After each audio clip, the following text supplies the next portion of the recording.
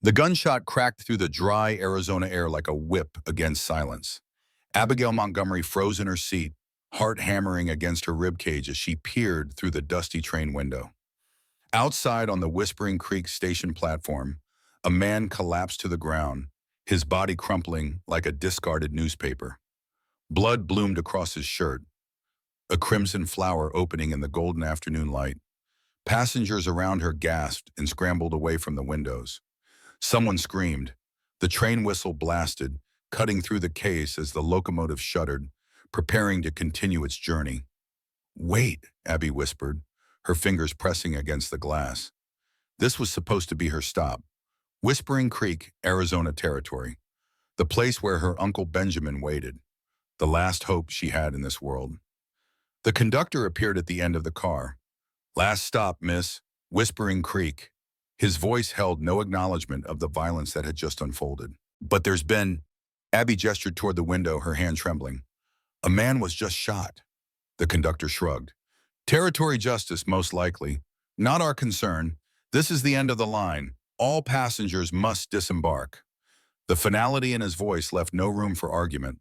Abby gathered her small valise, her fingers clutching the worn leather handle as if it were a lifeline. The brass clasp was polished from years of use, a remnant from a life that no longer existed, a life of Boston parlors, piano lessons, and the security of the Montgomery name. That name meant nothing now. Not since her parents' ship had sunk off the Massachusetts coast a year ago. Not since the creditors had descended like vultures, revealing that her father's trading company had been drowning in debt. Not since their beautiful home on Beacon Hill had been sold at auction, leaving her with nothing but a valise of clothes in a small wooden box containing the last fragments of her former life. The platform was nearly empty when Abby finally summoned the courage to step down from the train. Dust immediately coated her forest green traveling dress, the finest she still owned. Her gaze darted nervously across the station, searching for the shooter, but found only a small cluster of men gathered around the body. A tall figure in a long coat knelt beside the fallen man, checking for signs of life. No one seemed to be looking for her, no kindly gray-haired uncle waiting with open arms. "Excuse me," Abby approached the station master, an older man with a weathered face and kind eyes. "I'm looking for Benjamin Montgomery. He owns a ranch near here." The station master's expression shifted, a shadow passing over his features. "Montgomery? You're kin to him?" "Yes, he's my uncle. I'm Abigail Montgomery. He wrote to me about a year ago inviting me to visit." The letter had seemed like a trivial curiosity then, when her world was intact. Now it was her only sanctuary. The station master removed his hat, revealing thinning gray hair. "Miss Montgomery, I'm afraid—" "She's looking for Benjamin Montgomery," a deep voice interrupted. Abby turned to face a tall man with broad shoulders and watchful gray eyes. He wore riding clothes covered in trail dust, and a scar ran along his right forearm, visible where his sleeve was rolled up. His face was tanned and weathered, yet handsome in a rugged way that Boston society would have found uncivilized. "I'm guessing you're the niece," he mentioned. The stranger continued, studying her with an intensity that made her uncomfortable. "I'm Ethan Calloway. I own Silver Creek Ranch, neighboring your uncle's property." "Yes, I'm Abigail Montgomery." She straightened her spine, summoning the poise her mother had instilled in her. "Where is my uncle? Was he unable to meet me?" A look passed between Ethan and the station master. Abby felt her stomach tighten. "I'm afraid your uncle won't be coming," Ethan said, his voice gentling. "Perhaps we should discuss this elsewhere. It's not safe to linger here after what's happened." Abby glanced toward the body, now covered with a blanket. "That man, who was he?" "Travis Delaney," Ethan replied. "Horse thief and troublemaker. Had a reputation throughout the territory." "And the shooter?" "Gone, which is why we should be as well." He gestured toward a wagon at the edge of the platform. "I can take you to town. You must be tired after your journey." Abby hesitated. This stranger was offering help, but the tension in his jaw and the wary glances he cast over his shoulder spoke of danger. Yet what choice did she have? Night would fall soon, and she had nowhere else to go. "My trunk," she said, gesturing to where the porter had deposited her luggage. Without a word, Ethan lifted the heavy trunk with surprising ease and carried it to his wagon. He helped Abby up onto the wooden seat with a courteous hand, then climbed up beside her. The horses, a matched pair of chestnuts, responded immediately to his touch on the reins. As they pulled away from the station, Abby cast one last glance at the covered body on the platform. A chill ran through her despite the warm May afternoon. "Mr. Calloway," she began, "you mentioned it my uncle won't be coming. Is he ill or merely delayed?" Ethan kept his eyes on the road ahead. "Miss Montgomery, there's no easy way to say this. Benjamin Montgomery passed away this past winter. Pneumonia took him about 3 months ago." The words struck Abby like physical blows. Her uncle, dead. Her last family connection, gone. Her final hope, extinguished. "That can't be," she whispered. "He sent for me. I have his letter." "That letter was sent nearly a year ago," Ethan reminded her gently. "Word was sent back east, but I suppose it never reached you." Abby stared at the horizon, feeling untethered, as if she might float away into the vast Arizona sky. "Then I have nowhere to go." "You have your uncle's property," Ethan said. "It's yours now, I would imagine. Though living alone out here isn't easy for anyone, especially someone unused to the territory." They fell silent as the wagon climbed a gentle slope. At the crest of the hill, Ethan drew the horses to a halt. "Look," he said simply. Before them stretched a panorama that stole Abby's breath. The setting sun painted the desert in shades of crimson, gold, and purple. Distant mesas stood like sentinels against the darkening sky, while the valley below glowed with an otherworldly light. It was both beautiful and intimidating in its vastness. "This place seems wild," Abby murmured, "but it has its own beauty."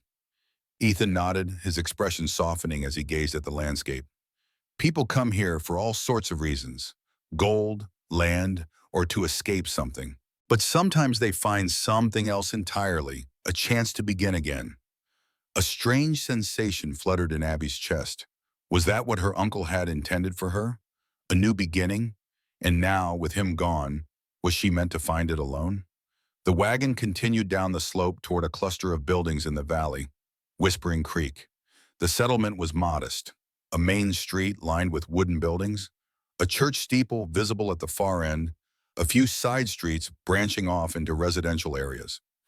Ethan guided the horses toward a two-story structure with a sign reading Walsh Hotel and Boarding House. "Eleanor Walsh runs the hotel," he explained. "She's a good woman. You can stay here tonight while you decide what to do next."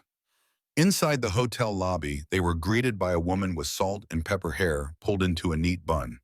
Her plain dress and apron were impeccably clean, and her eyes, a striking hazel, assessed Abby with keen intelligence. Something in those eyes seemed oddly familiar to Abby. A resemblance she couldn't quite place, but that stirred a distant memory of the photograph she'd seen of Ethan's father. Ethan paused momentarily when he saw Eleanor, a flicker of confusion crossing his face before he quickly composed himself. "Miss Walsh," he greeted her with the same formal courtesy he showed all the townspeople, though Abby noticed he avoided meeting the woman's gaze directly. "Eleanor, this is Abigail Montgomery, Benjamin's niece," Ethan introduced them. "She's just arrived from Boston and learned about her uncle's passing." Eleanor Walsh's expression changed. More than mere sympathy, a flash of genuine grief quickly masked. Her hands trembled slightly as she took Abby's. "Oh, my dear girl, what terrible timing." Her voice carried a depth of emotion that seemed beyond mere acquaintance. "Benjamin was," she paused, composing herself, "well respected here. We all mourned his loss deeply." As Eleanor spoke Benjamin's name, her accent subtly shifted, a hint of the same cadence Abby had heard in Ruth Calloway's speech pattern the next day. "Thank you," Abby managed, still struggling with the reality of her situation. "I apologize for the intrusion. I had no idea." "Nonsense. You're most welcome here." Eleanor turned to Ethan. "Will you bring in her trunk? I'll show her to our best room." As Ethan moved to lift the trunk, Eleanor reached out unconsciously as if to straighten his collar, then caught herself and withdrew her hand. The gesture was so maternal and automatic that Abby blinked in surprise. Ethan seemed not to notice, but as he carried the trunk upstairs, Abby observed how Eleanor's eyes followed him with a complicated mixture of pride and sorrow. The other patrons in the hotel lobby watched him too, some with respect, others with wariness. He was clearly a man of consequence in this small community, but Eleanor's gaze held something deeper. more personal. The room was simple but clean, with a brass bed, a washstand, and a window overlooking the town's main street. Eleanor bustled about, pouring water into the basin and turning down the bed covers. "You must be exhausted," she said. "Skipper is at 6 in the dining room, but I can have a tray brought up if you prefer." "The dining room will be fine, thank you," Abby replied, unwilling to hide away despite her grief and confusion. After Eleanor left, Abby sank onto the bed, finally allowing herself to feel the weight of the day. Her uncle was gone. The sanctuary she had counted on had vanished. She was alone in a strange, dangerous place with no clear path forward. A soft knock at the door interrupted her thoughts. Ethan stood there, hat in hand. "I'll be at the sheriff's office reporting what happened at the station," he said. "I'd like to escort you to your uncle's property tomorrow, if you're willing. It's about an hour's ride from town." Abby nodded, grateful for his assistance despite her natural caution. "Thank you, Mr. Calloway. That would be most helpful." "Just Ethan, please." Formality doesn't survive long in the territories. A ghost of a smile crossed his face. "Rest well, Miss Montgomery. Things often look clearer in the morning light." After he departed, Abby unpacked the small wooden box from her valise. Inside lay her most precious possessions: a cameo brooch that had belonged to her mother, her father's pocket watch, the deed to their Boston home, now worthless to her, and a strange brass key her father had given her shortly before his final voyage. "If anything happens to your mother and me," he had said, his voice unusually serious, "find Benjamin. He'll understand what this means." At the time, she had dismissed it as one of her father's occasional melancholy moods. Now she wondered if he had somehow sensed the disaster that awaited him. The hotel dining room was half full when Abby descended for supper. Conversations faltered as she entered, curious eyes assessing the newcomer. She held her head high, remembering her mother's constant refrain, "A Montgomery never shows weakness in public." Eleanor seated her at a small table near the kitchen door, bringing a plate of simple but hearty food: roast beef, potatoes, and green beans. As Abby ate, she became aware of a large man watching her from across the room. He wore a star-shaped badge on his vest, and his hard eyes never left her as he spoke in low tones to his dining companion, a striking woman in an expensive dress. Eleanor noticed Abby's discomfort. "That's Sheriff Daniel Warren and his wife Victoria. They own the bank and quite a bit of property around here." Before Abby could respond, heavy footsteps approached her table. The sheriff loomed over her, thumbs hooked in his belt. "Miss Montgomery, is it?" His voice was deep and gravelly. "Interesting timing, your arrival." Abby set down her fork. "I'm not sure I understand your meaning, Sheriff." "Travis Delaney gets shot the exact moment Benjamin Montgomery's niece steps off the train." He tilted his head. "That's quite a coincidence." "I assure you I had nothing to do with that unfortunate incident," Abby replied, struggling to keep her voice steady. "I didn't even know the man." "Delaney used to work at your uncle's place," Warren continued, his eyes never leaving her face. "Quit about a month before Benjamin died." Some might find that suspicious. As Warren loomed over Abby's table, Eleanor approached with a pitcher of water, her posture stiff. "Sheriff," she acknowledged coolly. Warren barely glanced at her. "Eleanor, business good?" "Well enough," she replied, filling Abby's glass with steady hands despite the tension evident in her shoulders. "Remarkable how you've made something of this place," Warren commented, a subtle edge to his voice, too. 10 years now, isn't it? Came from nowhere and built quite a life." 9 years, Eleanor corrected, her voice revealing nothing. "And we all have our pasts, don't we, Sheriff?" A flash of something, suspicion perhaps, crossed Warren's face before he returned his attention to Abby. Eleanor stepped between them. "Daniel, the poor girl just learned of her uncle's death today. Have some decency." The sheriff seemed about to object when the hotel door opened and Ethan entered. He assessed the situation in a glance and moved to Abby's table. "Evening, Sheriff," he said, his tone neutral but his stance protective. "Miss Montgomery has had a long journey. Perhaps your questions could wait until tomorrow." Warren's gaze shifted between them. "Calloway, you should be careful. Last time you trusted a stranger, you nearly lost your ranch." Abby watched Ethan's jaw tighten, but his voice remained calm. "Miss Montgomery is Benjamin's niece, not a stranger to these parts. Her family has a claim here." "Speaking of claims," Warren said, lowering his voice, "you might want to tell her about the rumors. About what Benjamin found on that property of his. What rumors? Abby asked, unable to contain her curiosity. The sheriff smiled, though it didn't reach his eyes. Your uncle reportedly found a silver deposit on his land shortly before his death, valuable enough to make someone very rich or very dead. Funny how no one's been able to locate it since. That's enough, Warren, Ethan said sharply. The sheriff raised his hands in mock surrender. Just making conversation. He tipped his hat to Abby. Welcome to Whispering Creek, Miss Montgomery. Sleep tight. As he rejoined his wife, Abby turned to Ethan. Is it true about the silver mine? Ethan took the seat across from her, his expression guarded. There have been rumors. Benjamin was knowledgeable about geology, spent time exploring the hills on his property. Some folks say he found something valuable. Others think it's just talk. And what do you believe? I believe Benjamin was a private man who kept his business to himself. Ethan glanced around the room, then leaned closer. Miss Montgomery, may I offer some advice? Don't discuss your uncle's property or any potential mines with anyone until you've seen the place yourself. Abby nodded, understanding the warning behind his words. Thank you for the advice, Mr. Calloway. Ethan, she corrected herself. Would tomorrow morning be convenient to visit my uncle's ranch? I'll collect you at 8, he agreed, rising from the table. And Miss Montgomery, I'd lock your door tonight. After he left, Abby finished her meal quickly, aware of the Warrens' eyes on her. As she passed their table on her way upstairs, Victoria Warren reached out and caught her wrist. My dear, she said, her voice honey-sweet but her eyes calculating, if you find yourself overwhelmed by your inheritance, my husband and I would be happy to make you an offer for the property. A young woman alone has few prospects in a place like this. Abby gently but firmly extracted her wrist. Thank you for your concern, Mrs. Warren. But I haven't even seen my uncle's property yet. It would be premature to consider selling. Victoria's smile tightened. Of course, but the offer stands. Good evening, Miss Montgomery.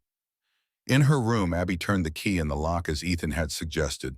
She changed into her nightgown and sat by the window, watching as lamps were extinguished throughout the town, darkness swallowing the streets. The events of the day swirled in her mind. Her uncle's death, the mysterious shooting at the station, the sheriff's insinuations about silver, the Warrens' interest in her property, and Ethan Calloway, with his watchful eyes and protective manner. She was adrift in unfamiliar waters, surrounded by people with unknown motives. Yet beneath her anxiety bubbled a strange sense of purpose. Whatever her uncle had found on his land, whatever had brought him to this remote place, she was now part of it. The last Montgomery had arrived in Whispering Creek, and perhaps, as Ethan had said, this was her chance to begin again. Morning arrived with the golden clarity unique to desert landscapes. Abby dressed in her most practical outfit, a navy blue skirt and white shirtwaist, and secured her hair in a simple knot. The wooden box containing her treasured items, including the mysterious key, she tucked securely in her pocket. Ethan was waiting in the hotel lobby, hat in hand, speaking quietly with Eleanor. Both looked up as Abby descended the stairs. Good morning, Ethan said, his eyes taking in her practical attire with approval. I've brought a mount for you. Can you ride? Yes, though it's been some time, Abby admitted. Her father had insisted she learn horsemanship at their summer estate outside Boston, but that had been years ago. The mare is gentle, he assured her, and we'll take it slow. Eleanor pressed a small package into Abby's hands. Some bread and cheese for your journey. The ride to Benjamin's place is beautiful, but there's nowhere to stop for refreshments. You're very kind, Abby said, touched by the woman's thoughtfulness. Outside, a small crowd had gathered near the bank. Sheriff Warren stood on the steps, addressing the townspeople about the shooting at the station. Rest assured, we're investigating the death of Travis Delaney, he was saying. Anyone with information should come forward immediately. His eyes found Abby and Ethan as they mounted their horses, his gaze lingering with obvious suspicion. Does the sheriff always look at you that way? Abby asked as they rode out the perron. Ethan's mouth twitched. Warren and I have a history. He doesn't approve of how I run my affairs. And how do you run them? Honestly, the simple word carried weight in his voice, which isn't always appreciated in certain circles. They rode in comfortable silence for a time, following a well-worn trail that wound through rolling hills covered in sagebrush and scattered juniper. The morning air was cool and fresh, carrying the scent of dust and wild herbs. Hawks circled lazily overhead, their shadows dancing across the terrain. As they crested a particularly steep rise, Ethan drew his horse to a halt. "There," he said, pointing to the valley below. "That's your uncle's place." Abby shaded her eyes against the sun. A small cabin nestled against the hillside, surrounded by a corral, a barn, and what appeared to be the beginnings of an orchard, perhaps a dozen young trees arranged in neat rows. A stream glinted silver in the morning light, winding its way past the property. Beyond stretched open grazing land, with mountains visible in the distance. "It's beautiful," she whispered, trying to imagine her uncle living in this wild, isolated place. Benjamin Montgomery had always been the adventurous one in the family, sending exotic gifts from far-flung locations, appearing and disappearing from their lives with mysterious frequency. "It's good land," Ethan agreed. "Benjamin chose well. The stream runs year-round, which is rare and valuable in these parts." As they descended toward the cabin, Abby noticed signs of neglect. The corral gate hung open, weeds grew around the cabin's foundation, and a broken window had been covered with canvas. Dismounting, she approached the cabin slowly, as if her uncle might still emerge to greet her. Ethan tied their horses to the hitching post and followed a few paces behind, giving her space to absorb the reality of her inheritance. The cabin door creaked as she pushed it open. Inside was a single room that served as living area, kitchen, and bedroom combined. Dust motes danced in the sunlight streaming through the windows. A simple bed stood against one wall, a table and two chairs in the center, a cast-iron stove in the corner. Bookshelves held volumes on geology, mining, and botany, alongside cooking utensils and personal items. It was humble but tidy, and surprisingly well-appointed for a frontier dwelling. Abby ran her fingers along the table's smooth surface, imagining her uncle sitting there, perhaps writing the letter that had brought her across the continent.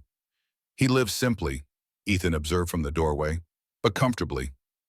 Abby nodded, moving to the bookshelves. The titles revealed a scholarly mind.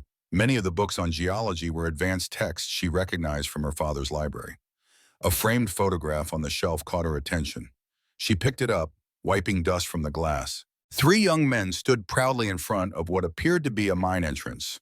One she recognized immediately as her father in his younger days. Beside him stood a man she assumed was her Uncle Benjamin. The third man was a stranger, though something about his stance reminded her of Ethan. "That's my father," Ethan said quietly, having moved to her side. "Thomas Calloway. He and Benjamin were partners, along with your father, it seems." Abby studied the image more closely. "I didn't know they worked together." "Neither did I until Benjamin showed me that photograph a few years ago. They were involved in some mining ventures during the war years. Benjamin never shared many details." A strange connection, Abby thought. Her father and uncle linked to Ethan's family in ways she hadn't known. What other secrets might be buried in this cabin? She continued exploring, opening drawers and cabinets. In the desk by the window, she found stacks of letters, many from her father dating back decades. The most recent was postmarked just 3 weeks before her parents' fatal voyage. "Ethan," she called, "was there a strong box or safe, somewhere my uncle might have kept important papers?" He thought for a moment. Check beneath the floorboards, under the bed. Benjamin was old-fashioned about security. Sure enough, when Abby moved the bed, she discovered a loose plank. Beneath it lay a metal box with a keyhole. "Do you have a key that might fit this?" Ethan asked. With trembling fingers, Abby withdrew the brass key from her pocket. "My father gave me this before he died. He said to bring it to Benjamin if anything happened to him." The key slid perfectly into the lock, turning with a satisfying click. Inside the box lay several folded documents, a small leather pouch and a journal bound in red leather. The first document was Benjamin's will, dated just months before his death. Abby skimmed the legal language, her heart pounding. "He left everything to me," she said in wonder. "The land, the cabin, his possessions, all of it." Ethan nodded, unsurprised. "You were his only living relative, as far as I know." The second document was a deed to the property, confirming Benjamin Montgomery as the legal owner of 160 acres. The leather pouch contained a modest sum of gold coins, enough to sustain her for several months if she was careful. But it was a folded note at the bottom of the box that captured Abby's full attention. In her uncle's distinctive handwriting were the words, "The silver mine is not the real treasure. Find Margaret Calloway, she knows." Abby glanced at Ethan, who was examining the deed. Margaret Calloway, could that be his mother? She hesitated, then folded the note and slipped it into her pocket without showing him. Something told her to keep this information to herself, at least until she understood more. The red journal proved to be her uncle's personal diary. Flipping through the pages, Abby found detailed observations about the land, geological formations, and local wildlife. The final entries, dated just weeks before his death, contained disturbing passages. I fear T's suspicions were correct. The land records show irregularities that can't be explained by clerical error. If what we've discovered is true, half the property deeds in the territory could be fraudulent. And later, sent letter to James in Boston. He must know what's happening here. If my fears about W are founded, none of us are safe. James, her father. W, could that be Warren? Abby's heart raced as connections began forming in her mind. Find anything interesting? Ethan asked, looking up from the deed he'd been studying. Abby closed the journal casually. Just my uncle's observations about the property. He was quite thorough. And she was about to show him the journal when movement outside the window caught her attention. A rider on a dark horse was watching the cabin from the ridge above, partially hidden by junipers. Ethan, she said quietly, there's someone on the hill. He was at the window in 2 strides, his hand moving instinctively to the pistol at his hip. The rider, seeing he'd been spotted, wheeled his horse around and disappeared over the ridge. Stay here, Ethan ordered, heading for the door. No! Abby hurried after him, clutching the journal. Don't leave me alone. Ethan hesitated, then nodded. Stay close to me, then. Outside, he scanned the ridgeline but saw no sign of the rider. Probably just a curious neighbor, he said, though his tense posture suggested he believed otherwise. I think we've seen enough for today, Abby decided, suddenly eager to be back in town where there were other people. The isolation of the cabin, once charming, now felt menacing. She carefully replaced the documents in the strong box, keeping only the journal, which she slipped into her skirt pocket alongside the note. The brass key she wore on a ribbon around her neck, tucked safely beneath her shirtwaist. As they prepared to leave, Abby took one last look around the cabin. Ethan, do you think my uncle was happy here? His expression softened. I believe he was. Benjamin found purpose in this place. He used to say the territory strips away pretense, leaves a man with nothing but his true character. And what did that reveal about him? That he was a good man, principled, the kind who stood by his convictions, even when it was difficult. Ethan helped her onto her horse. Your uncle made a difference here, Miss Montgomery. That's more than most can claim. They rode away from the cabin, Abby's mind swirling with new questions. Who was Margaret Calloway, and what did she know? What had her uncle discovered that had concerned him enough to contact her father? And who was watching them from the ridge? As they crested the hill that would take them back toward town, Sheriff Warren and 2 deputies appeared on the trail ahead, riding toward them. Calloway, Warren called, his hand resting casually near his holster. Taking our visitor on a tour? Miss Montgomery was inspecting her property, Ethan replied, his voice neutral but his body tense. Warren's gaze shifted to Abby. Find anything interesting, Miss Montgomery? Any sign of that silver mine your uncle was so secretive about? Before she could answer, a movement in the brush nearby startled the horses. Abby's mare reared unexpectedly, and she clung desperately to the saddle horn, dropping her reins. Ethan reacted instantly, grabbing her horse's bridle and steadying the animal. In the confusion, Abby felt something slip from her pocket, the journal. Sheriff Warren dismounted and retrieved it from the dust. What's this now? He flipped through several pages, his expression darkening. Looks like old Benjamin kept quite detailed notes. That's my personal property, Abby said, extending her hand. Please return it. Warren smiled, but his eyes remained cold. I'll need to examine this more closely, Miss Montgomery. Could contain information relevant to several ongoing investigations. What investigations? Ethan demanded. Benjamin Montgomery's death, for one, Warren replied. Pneumonia is the official cause, but some folks wonder if there was more to it. And now Travis Delaney, who worked for Benjamin, gets shot the same day his niece arrives. He tucked the journal inside his coat. Mighty suspicious, wouldn't you say? You're suggesting my uncle was murdered? Abby asked, her voice barely above a whisper. Warren shrugged. I'm not suggesting anything, just doing my job. He remounted his horse. You folks enjoy the rest of your ride. And Miss Montgomery, if you're thinking of staying in these parts, remember what I said about prospects for a woman alone. Some places aren't meant for tender sensibilities.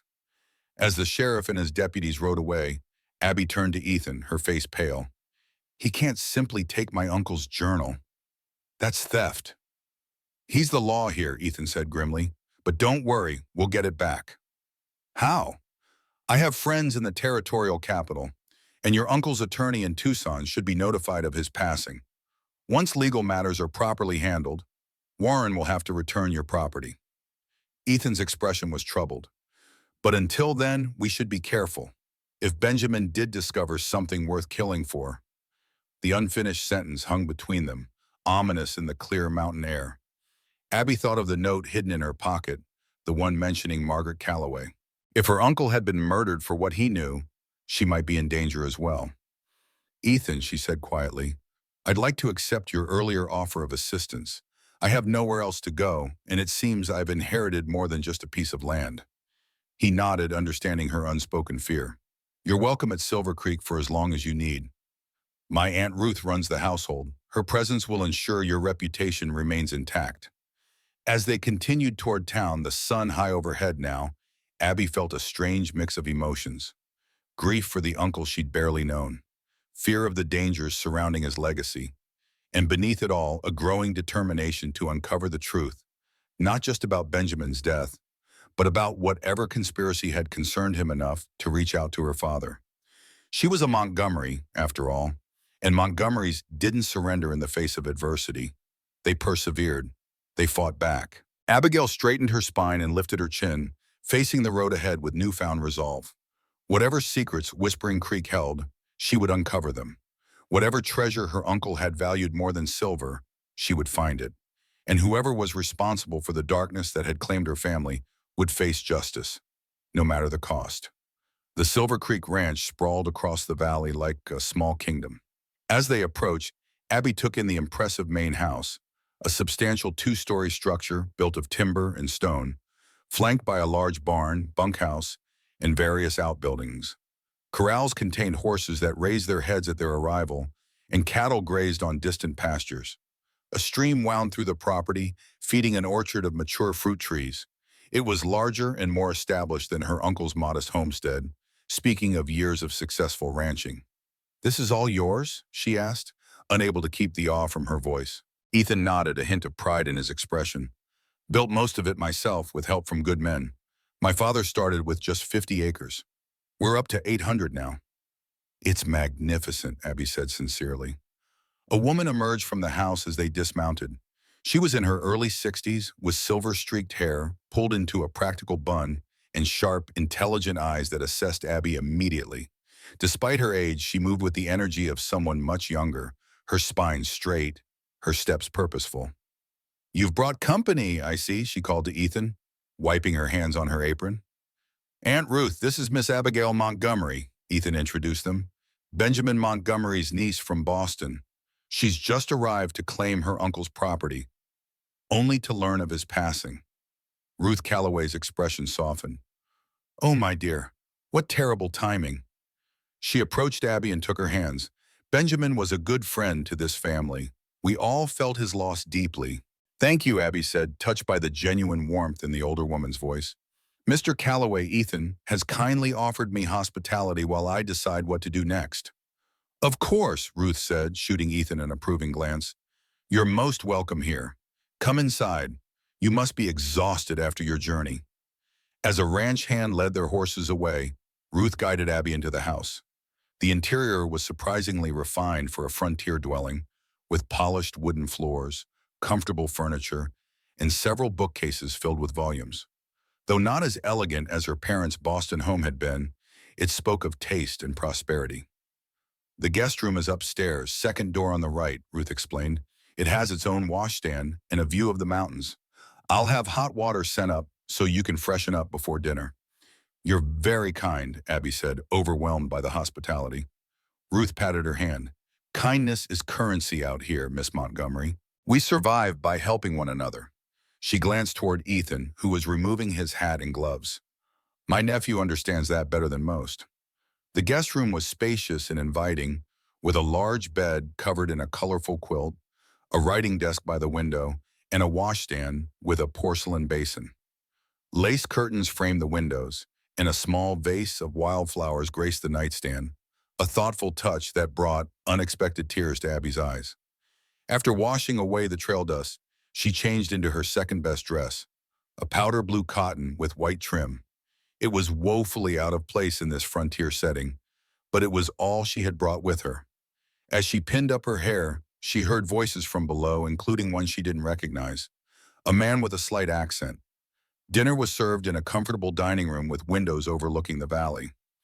Ethan sat at the head of the table, with Ruth to his right and Abby to his left. The fourth seat was occupied by a man in his early 30s, with olive skin and intelligent dark eyes. He rose when Abby entered, offering a courteous bow.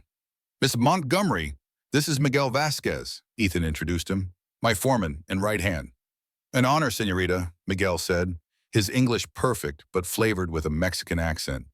I knew your uncle. He was a man of great integrity. You seem to have made quite an impression on Whispering Creek in just one day, Ruth remarked as she served a hearty stew.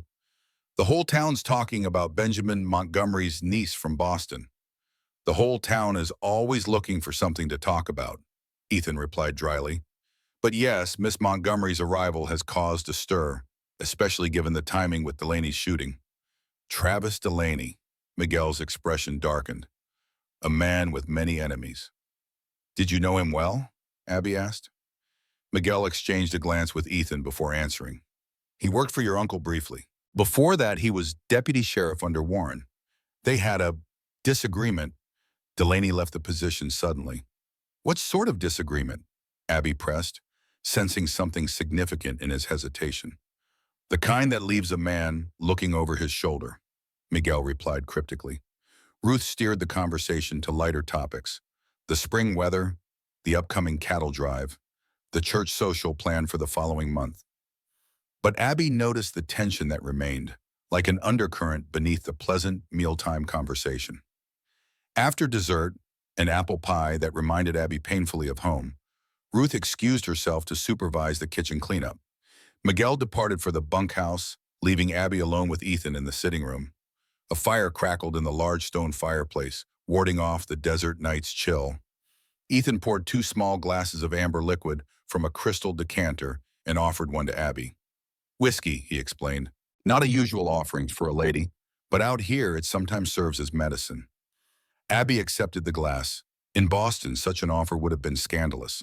But Boston's rules seemed increasingly irrelevant with each passing hour. Your aunt mentioned my uncle was a friend to your family, she said, taking a tentative sip. The liquor burned pleasantly down her throat, warming her from within. How did you know him?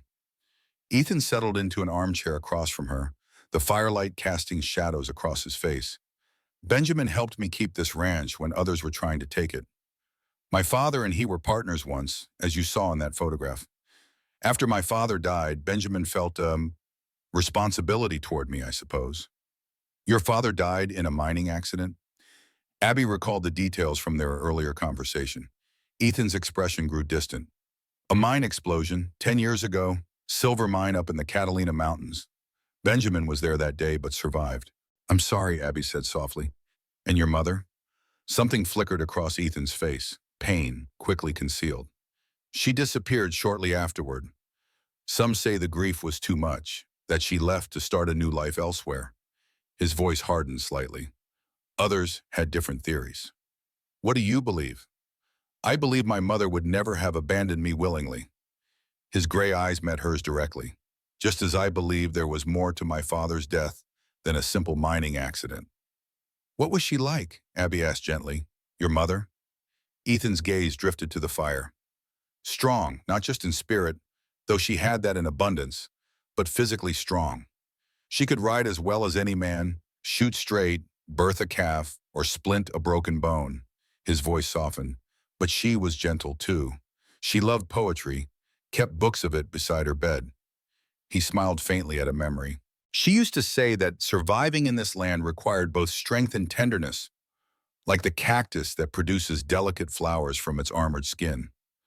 She sounds remarkable, Abby said, thinking suddenly of Eleanor Walsh's blend of practical efficiency and unexpected kindness. The poetry volume she'd glimpsed on a shelf in the hotel parlor. She was, Ethan agreed, unaware of Abby's thoughts. She had hazel eyes that could see right through a lie. Everyone said I had my father's looks, but his eyes were blue. Mine came from her. Abby recalled Eleanor Walsh's striking hazel eyes, the same unusual shade as Ethan's, and felt a chill of recognition she couldn't yet fully comprehend. The implications of his statement hung in the air between them.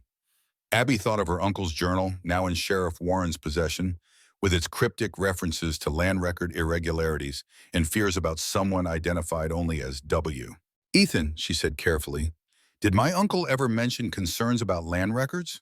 Or Sheriff Warren? His eyes sharpened. What makes you ask that? Abby hesitated, then decided to trust him. She reached into her pocket and withdrew the folded note she'd found in Benjamin's strong box. This was with his will. I didn't show it to you earlier because, well, I wasn't sure who to trust. Ethan read the note silently, his brow furrowing. The silver mine is not the real treasure. Find Margaret Calloway, she knows. He looked up at Abby, his expression unreadable. Margaret was my mother's name. I suspected as much, Abby admitted. That's why I kept it to myself. I don't know what it means, but a knock at the door interrupted her, and Ruth entered, her face tense. Ethan, Miguel spotted riders approaching from the south pasture. At least 3 men, moving fast. Ethan was on his feet instantly. Get Miss Montgomery upstairs. No lamps, no movement. What's happening? Abby asked, her heart racing. Could be nothing, Ethan replied, though his actions, checking his pistol, moving to extinguish the main lamps, belied his casual tone. But after what happened at the station today, I'd rather be cautious. Ruth took Abby's arm. Come, dear. Quickly now. From the darkened upstairs window, Abby watched as Ethan and Miguel positioned themselves on the porch, rifles in hand. Minutes later, 3 riders galloped into the yard. Even in the moonlight, she recognized Sheriff Warren's distinctive silhouette. Though she couldn't hear the exchange clearly, the body language below told a story of confrontation. Warren gestured emphatically. Ethan stood his ground, and at one point, Miguel stepped forward, his posture unmistakably threatening. Eventually, the riders departed, but not before Warren pointed toward the house in a gesture that sent a chill down Abby's spine. What did they want? She asked when Ruth finally brought her back downstairs. Ethan's face was grim. Warren claims he's tracking rustlers who took cattle from the Mackenzie spread last night. Wants to search our property. And you refused? I told him he's welcome to come back with a proper warrant from the territorial judge.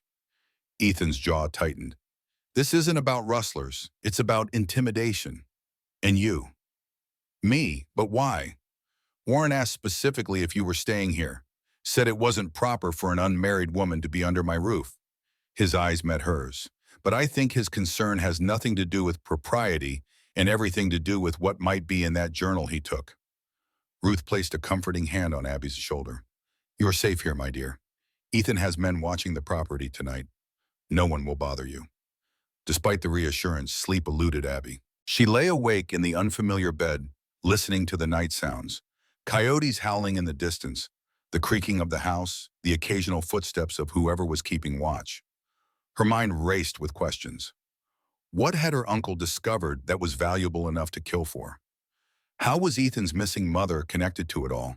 And what danger had she unwittingly stepped into by coming to Arizona? Sometime after midnight, unable to rest, she slipped from her bed and moved to the window seat. The moon cast silver light across the landscape, illuminating the rolling hills and distant mountains. It was beautiful in a wild, untamed way, so different from the manicured gardens and orderly streets of Boston. A soft melody drifted up from below, melancholy and haunting. Curious, Abby wrapped her shawl around her shoulders and quietly made her way downstairs. In the sitting room, illuminated only by the dying embers of the fire, Ethan sat with a guitar in his hands. His eyes were closed, his expression one of deep concentration as his fingers moved across the strings. The music he played was unlike anything Abby had heard in Boston concert halls. Raw, emotional, speaking of loneliness and longing. She stood silently in the doorway, unwilling to intrude upon what seemed a private moment. But as the final notes faded, Ethan opened his eyes and saw her. "I'm sorry," she said quickly. "I didn't mean to disturb you." "You didn't," he assured her, setting the guitar aside. "Couldn't sleep?" Abby shook her head, entering the room hesitantly. Too many thoughts. The music was beautiful. Sad, but beautiful. An old Spanish melody Miguel taught me. Music helps when words fail. He gestured to a chair near his. "Would you like to sit, or would you prefer to be alone with your thoughts?" "I've had enough solitude for one night," she admitted, taking the offered seat. The fire's glow cast a warm, intimate light over them. "My mother played piano," she found herself saying. "She tried to teach me, but I never had her talent." "What was she like, your mother?" The unexpected question caught Abby off guard. In Boston, no one had asked about her parents after the requisite condolences. It had been as if Grace and James Montgomery had simply vanished from conversation, too painful to discuss. "She was elegant," Abby began slowly. "Always perfectly dressed, perfectly composed. But when she played piano, she transformed. The music allowed her to express what society didn't permit. Passion, sorrow, joy." She smiled at the memory. "My father adored her. They were so different. He was adventurous, always planning the next trading expedition, while she created a haven of beauty and culture at home. But somehow they balanced each other perfectly." "You miss them," Ethan said. It wasn't a question. "Every day." Abby looked into the glowing embers. "What about your mother? What was she like?" For a moment she feared she'd overstep, but Ethan's expression remained open. "Strong at the wrong," he said finally. "Not just in spirit, though she had that in abundance, but physically strong. She could ride as well as any man, shoot straight, birth a cow, or splint a broken bone." His voice softened. "But she was gentle too. She loved poetry, kept books of it beside her bed. She used to say that surviving in this land required both strength and tenderness, like the cactus that produces delicate flowers from its armored skin." "She sounds remarkable." She was. Ethan's gaze grew distant. "After my father died, something changed in her. She became watchful, afraid perhaps. She would check the locks multiple times each night, keep a rifle beside her always." He looked directly at Abby. "2 weeks before she disappeared, I overheard her arguing with Benjamin. She wanted to leave, to take me away from here. He was trying to convince her to stay, saying they were close to the truth and that running would solve nothing." "What truth?" Abby asked, though she suspected she knew. "I don't know. I was 24, more concerned with running the ranch than with their secrets." Regret tinged his voice. "Then she was gone. No note, no explanation. Just vanished." He set his jaw. "Sheriff Warren conducted a perfunctory search, concluded she'd left of her own accord. Case closed." "But you never believed that." "Never." The word carried the weight of a decade's conviction. "Which is why your uncle's note is so significant. If Benjamin believed my mother was still alive, still out there somewhere." The unspoken hope in his voice touched Abby deeply. She reached across the space between them and placed her hand over his. "We'll find out what happened, to all of them. Your parents, my uncle, my parents.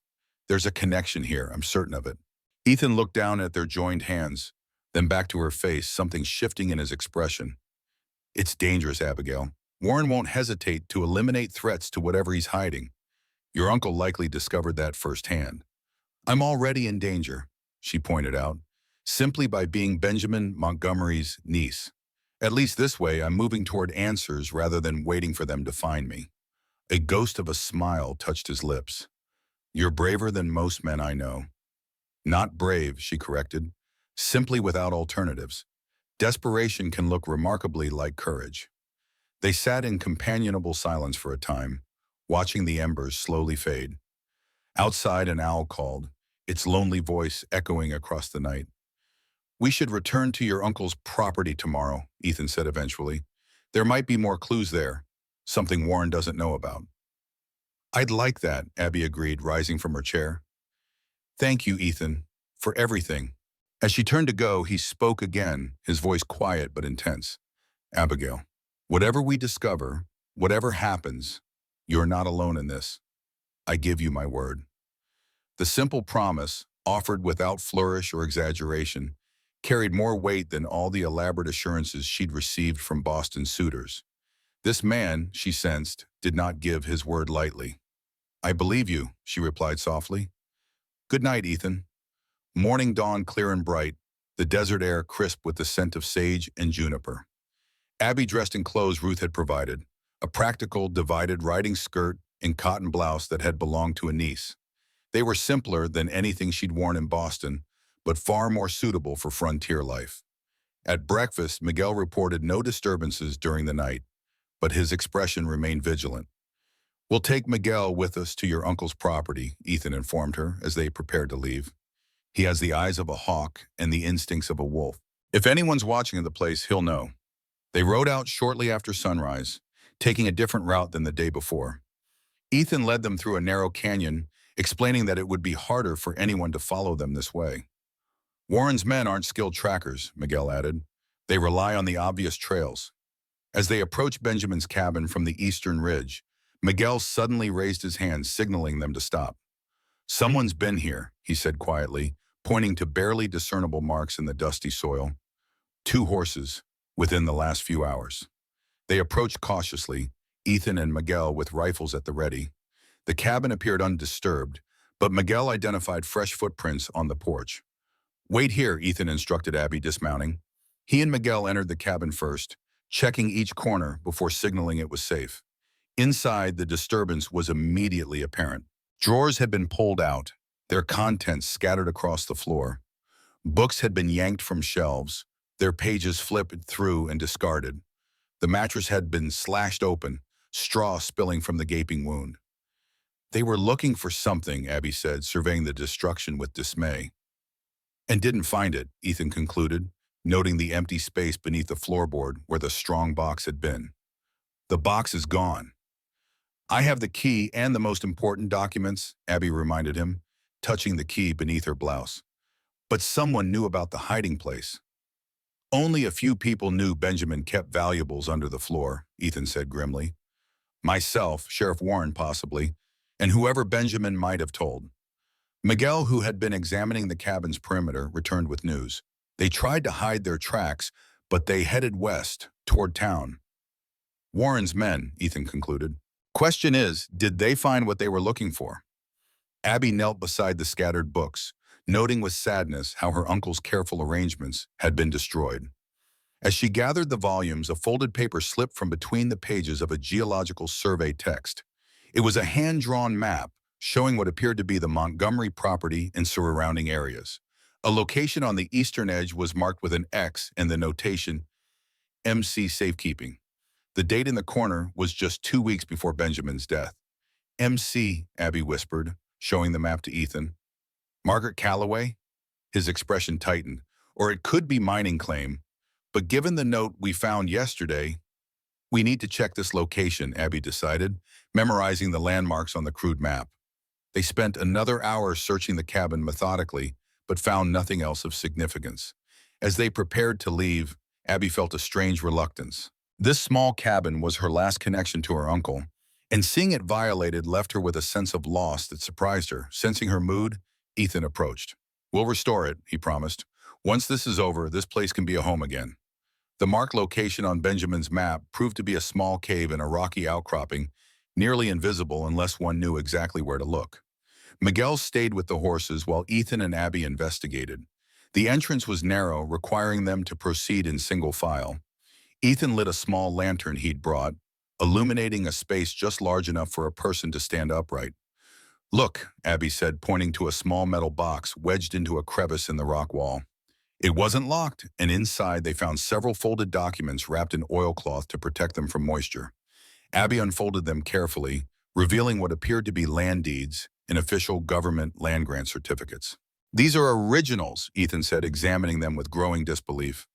Government land grants for properties all over the territory, including parts of Whispering Creek and my own ranch. How did my uncle get these?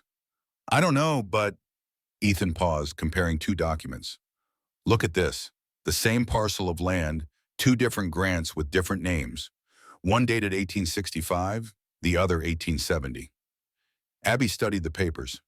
Forgeries? One of them must be, and I'd wager it's the more recent ones, the ones that happen to benefit people like Sheriff Warren and his friends. Ethan's expression darkened. Benjamin was right. If these are authentic, half the property deeds in the territory could be fraudulent. That's what he meant by the real treasure, Abby realized. Not silver, but the truth about the land itself. A truth worth killing for, Ethan agreed grimly. If Warren and his associates have been systematically forging land documents, it's not just fraud, it's conspiracy, corruption at the highest levels of the territorial government. They carefully rewrap the documents and replace the box, marking its location in their minds. Such evidence was too valuable to carry with them, too dangerous to leave unprotected at the rancher cabin. As they emerged from the cave, Miguel approached rapidly. Riders coming, he warned. 6, maybe 7. From their elevated position, they could see dust rising from the trail below. Riders approaching from the direction of town. Too many to fight, Ethan decided quickly. We need to split up. Miguel, take Miss Montgomery back to the ranch by the canyon road. I'll lead them away, make them think we're all heading north. No, Abby protested. I won't leave you to face them alone. This isn't a debate, Ethan said firmly. These men will shoot to kill if cornered. Miguel will get you safely home. Before she could argue further, he swung onto his horse and galloped away, deliberately making for open ground where he would be visible to the approaching riders. Come, señorita, Miguel urged. Ethan knows what he's doing. He's led Warren's men on chases before. Reluctantly, Abby followed Miguel into the trees, casting one last glance over her shoulder at Ethan's retreating figure. The sound of distant gunfire made her flinch, but Miguel kept them moving, guiding her through terrain so rugged she would have thought it impassable. Will he be all right? She asked as they paused to water the horses at a hidden spring. Miguel's expression was confident. Ethan rides better than any man in the territory, and he knows this land like his own heartbeat. Warren's men are townspeople playing at being lawmen. They won't catch him. They reached Silver Creek Ranch by mid-afternoon, approaching from the east to avoid being seen from the main road. Ruth was waiting anxiously on the porch, her relief evident when she saw them. Thank God, she breathed. I've been worried sick since a ranch hand reported gunfire in the hills. Ethan? Miguel asked tersely. Not back yet, Ruth replied, her concern returning. What happened out there? Abby explained as they entered the house. The ransacked cabin, the hidden documents, the approaching riders that had forced their separation. Land fraud. Ruth shook her head, though she didn't seem entirely surprised. Benjamin suspected as much for years. Your father, too, before his death, she added to Miguel. But suspecting and proving are different matters. Those documents would provide proof, Abby said, if we can get them to the territorial governor or a federal marshal. Assuming Warren doesn't find them first, Miguel pointed out, and assuming we can trust territorial officials. This conspiracy may reach higher than we know. Ruth busied herself preparing coffee, her movements betraying her anxiety. Ethan should have been back by now. A tense hour passed with no sign of him. Miguel eventually went to organize search parties, leaving Abby alone with Ruth in the kitchen. He'll be fine, Ruth said, more to herself than to Abby. That boy has more lives than a cat. Abby, needing distraction, helped Ruth prepare dinner, a simple task of peeling potatoes and chopping vegetables that reminded her of watching her family's cook in their Boston kitchen. You mentioned it, my uncle and Ethan's father were partners, she said, hoping conversation might ease the tension. What kind of business were they in? Ruth's hands stilled momentarily. They started in mining, silver mainly. They were among the first to discover deposits in the Catalinas. But over time, their interests expanded. She chose her words carefully. Thomas, Ethan's father, had a strong sense of justice. When he began noticing irregularities in land claims, particularly those affecting Mexican families and small ranchers, he started investigating. And my uncle joined him? Benjamin had the education and connections Thomas lacked. He could navigate legal documents, correspond with officials in the territorial capital. Ruth's voice lowered. They were getting close to something big. Thomas spoke of evidence that would bring down empires. Then came the mine explosion. Was it really an accident? Ruth's eyes met hers, sharp with old pain. A supporting beam was cut nearly through, not enough to collapse immediately, but enough to fail when stress was applied. Someone wanted it to look like an accident, but it was murder. Abby felt a chill run through her, and afterward, Ethan's mother disappeared. Margaret knew too much, Ruth said simply. She was convinced Warren was behind Thomas's death. She wanted to take Ethan and flee, but Benjamin persuaded her to stay, to help finish what Thomas had started. But she vanished anyway. Ruth nodded, her expression haunted. 2 weeks later, no trace, no message, just gone like she'd never existed. Ethan believes she's still alive, Abby said softly. He never accepted Warren's conclusion that she left voluntarily. My nephew is stubborn, like his father. Ruth's voice held equal measures of pride and concern. It's what's kept this ranch going against all odds. But that same stubbornness could get him killed if he pushes Warren too far. The sound of hooves in the yard interrupted their conversation. They rushed to the window to see Ethan dismounting, his clothes dusty and torn, a bloody gash visible on his forehead. Ruth exhaled sharply. Thank the Lord. They met him at the door, Ruth immediately fussing over his wound while Abby hovered anxiously nearby. It's nothing, he insisted, though he winced when Ruth applied a damp cloth to the cut. Took a fall when my horse stumbled. Lost the pursuit hours ago. You're sure you weren't followed?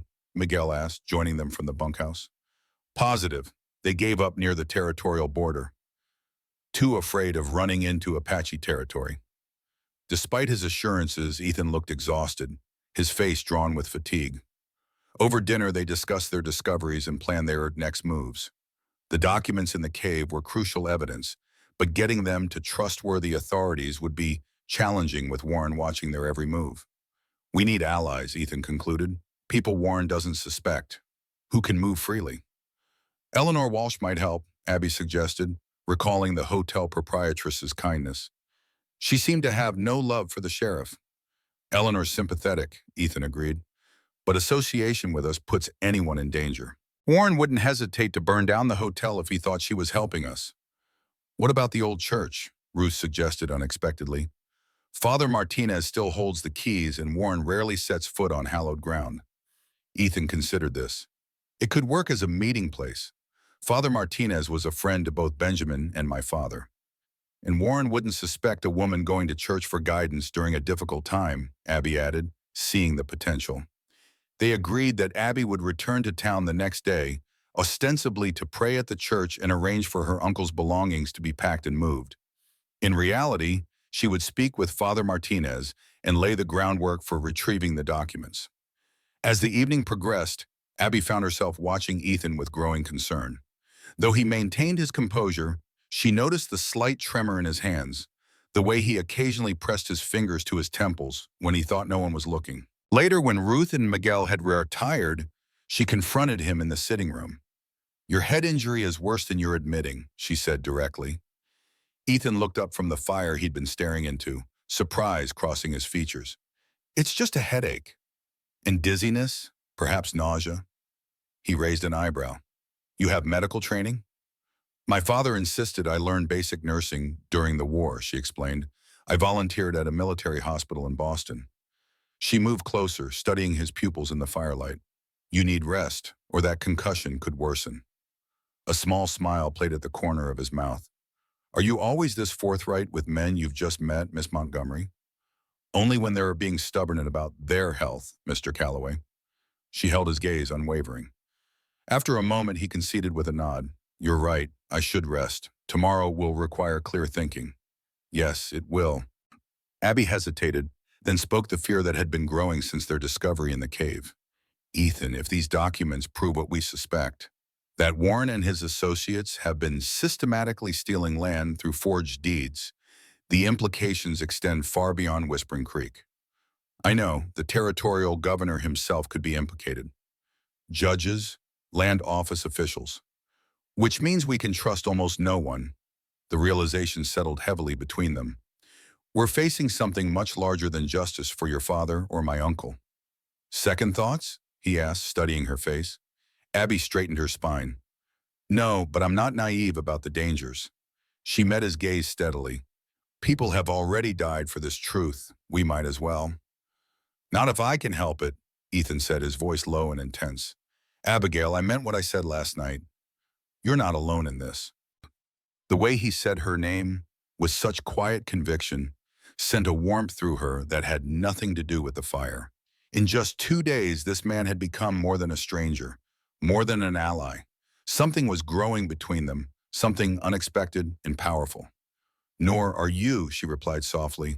Whatever comes, we face it together. The following morning brought overcast skies and a sense of foreboding. Abby dressed in her Boston clothes again, feeling they would attract less attention in town than borrowed ranch wear. Ruth provided her with a dark shawl to cover her head, making her less recognizable from a distance. Remember, Ethan instructed as he helped her into the wagon. If anything seems wrong, anything at all, return here immediately. Miguel will be watching from the hill above town. He'll escort you back if necessary. I'll be careful, she promised. The church, then the hotel to speak with Eleanor, then straight back. Nothing more. The journey into Whispering Creek was tense, every approaching rider or distant dust cloud causing them to tense. But they reached town without incident, separating at the outskirts. Ethan to visit the telegraph office under the pretense of business correspondence. Abby to the old church at the far end of the main street. St. Francis Church was a modest adobe structure, its simple bell tower and wooden cross visible from throughout the small town. Inside, cool shadows and the scent of candle wax greeted Abby. The sanctuary was empty, save for an elderly priest arranging flowers on the altar. Father Martinez? She inquired softly. The priest turned, his weathered face breaking into a gentle smile. Ah, you must be Benjamin's niece. Eleanor mentioned you had arrived. He approached, offering his hand. I'm sorry for your loss, my child.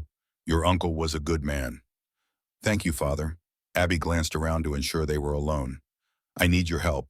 It concerns my uncle's death and other matters. Father Martinez's expression grew serious. Benjamin came to confession the week before he died.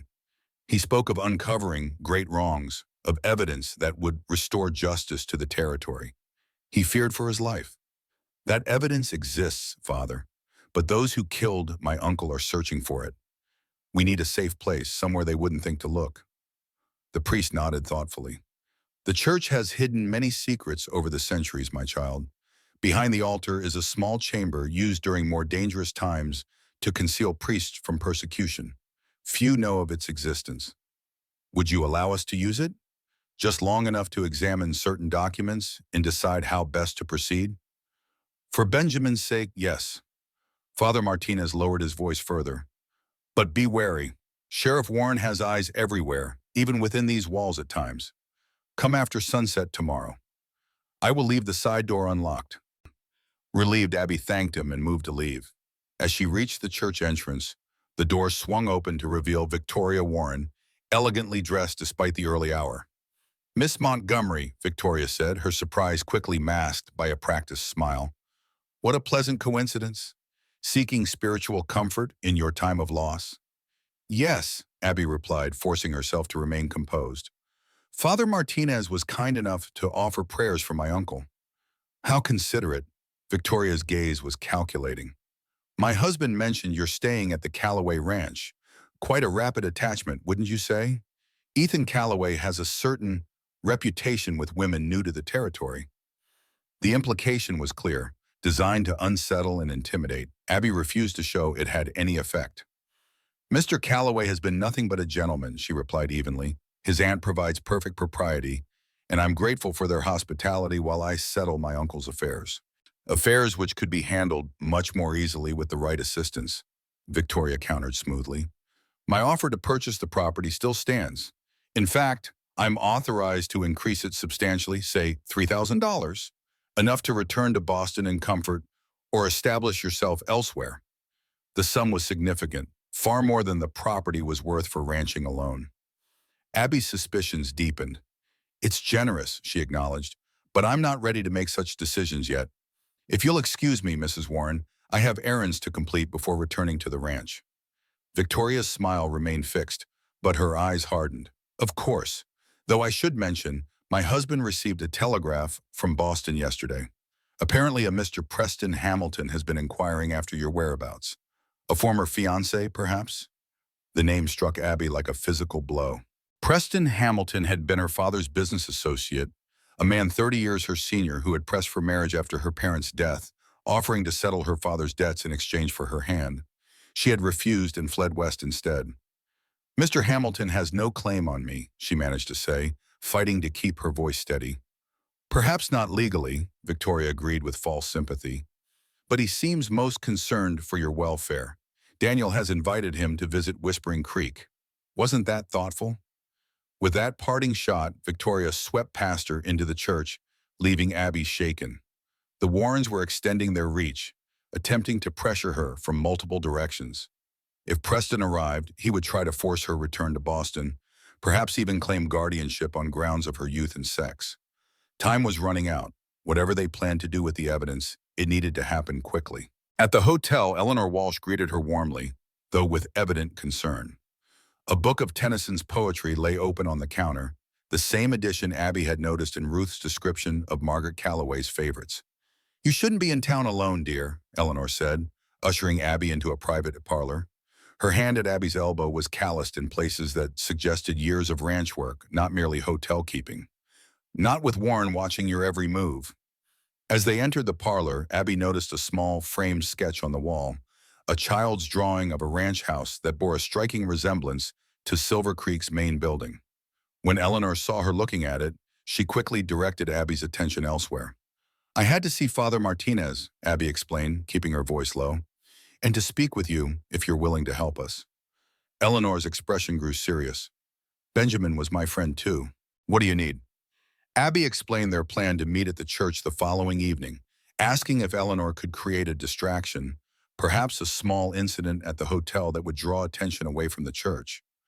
"I can do better than that," Eleanor replied with unexpected determination. "Victoria Warren hosts her weekly card party tomorrow evening. Every person of consequence in town will be there, including the sheriff and his deputies. It's the perfect time for whatever you're planning." "You seem very well informed," Abby observed carefully. A strange smile crossed Eleanor's face. "In a small town, the hotel keeper hears everything, my dear. People speak freely where they eat and drink." She hesitated, then added, "Benjamin trusted me with certain concerns before he died. I've been waiting for someone to continue his work." As Abby prepared to leave, Eleanor pressed a small package into her hands. "Supplies you might need. And a message for Ethan. Tell him the sparrow still nests where the eagle once flew. He'll understand." The cryptic message puzzled Abby, but she memorized it faithfully, promising to deliver it word for word. Outside, the skies had darkened further, threatening rain, unusual for the season, according to Eleanor. Abby hurried toward the rendezvous point where Ethan would meet her, her mind churning with all she had learned. A movement in an alley caught her attention. A flash of familiar clothing. Pausing, she peered into the shadows and gasped. The man who stepped partially into view was unmistakably Travis Delaney, the supposedly dead man from the train station.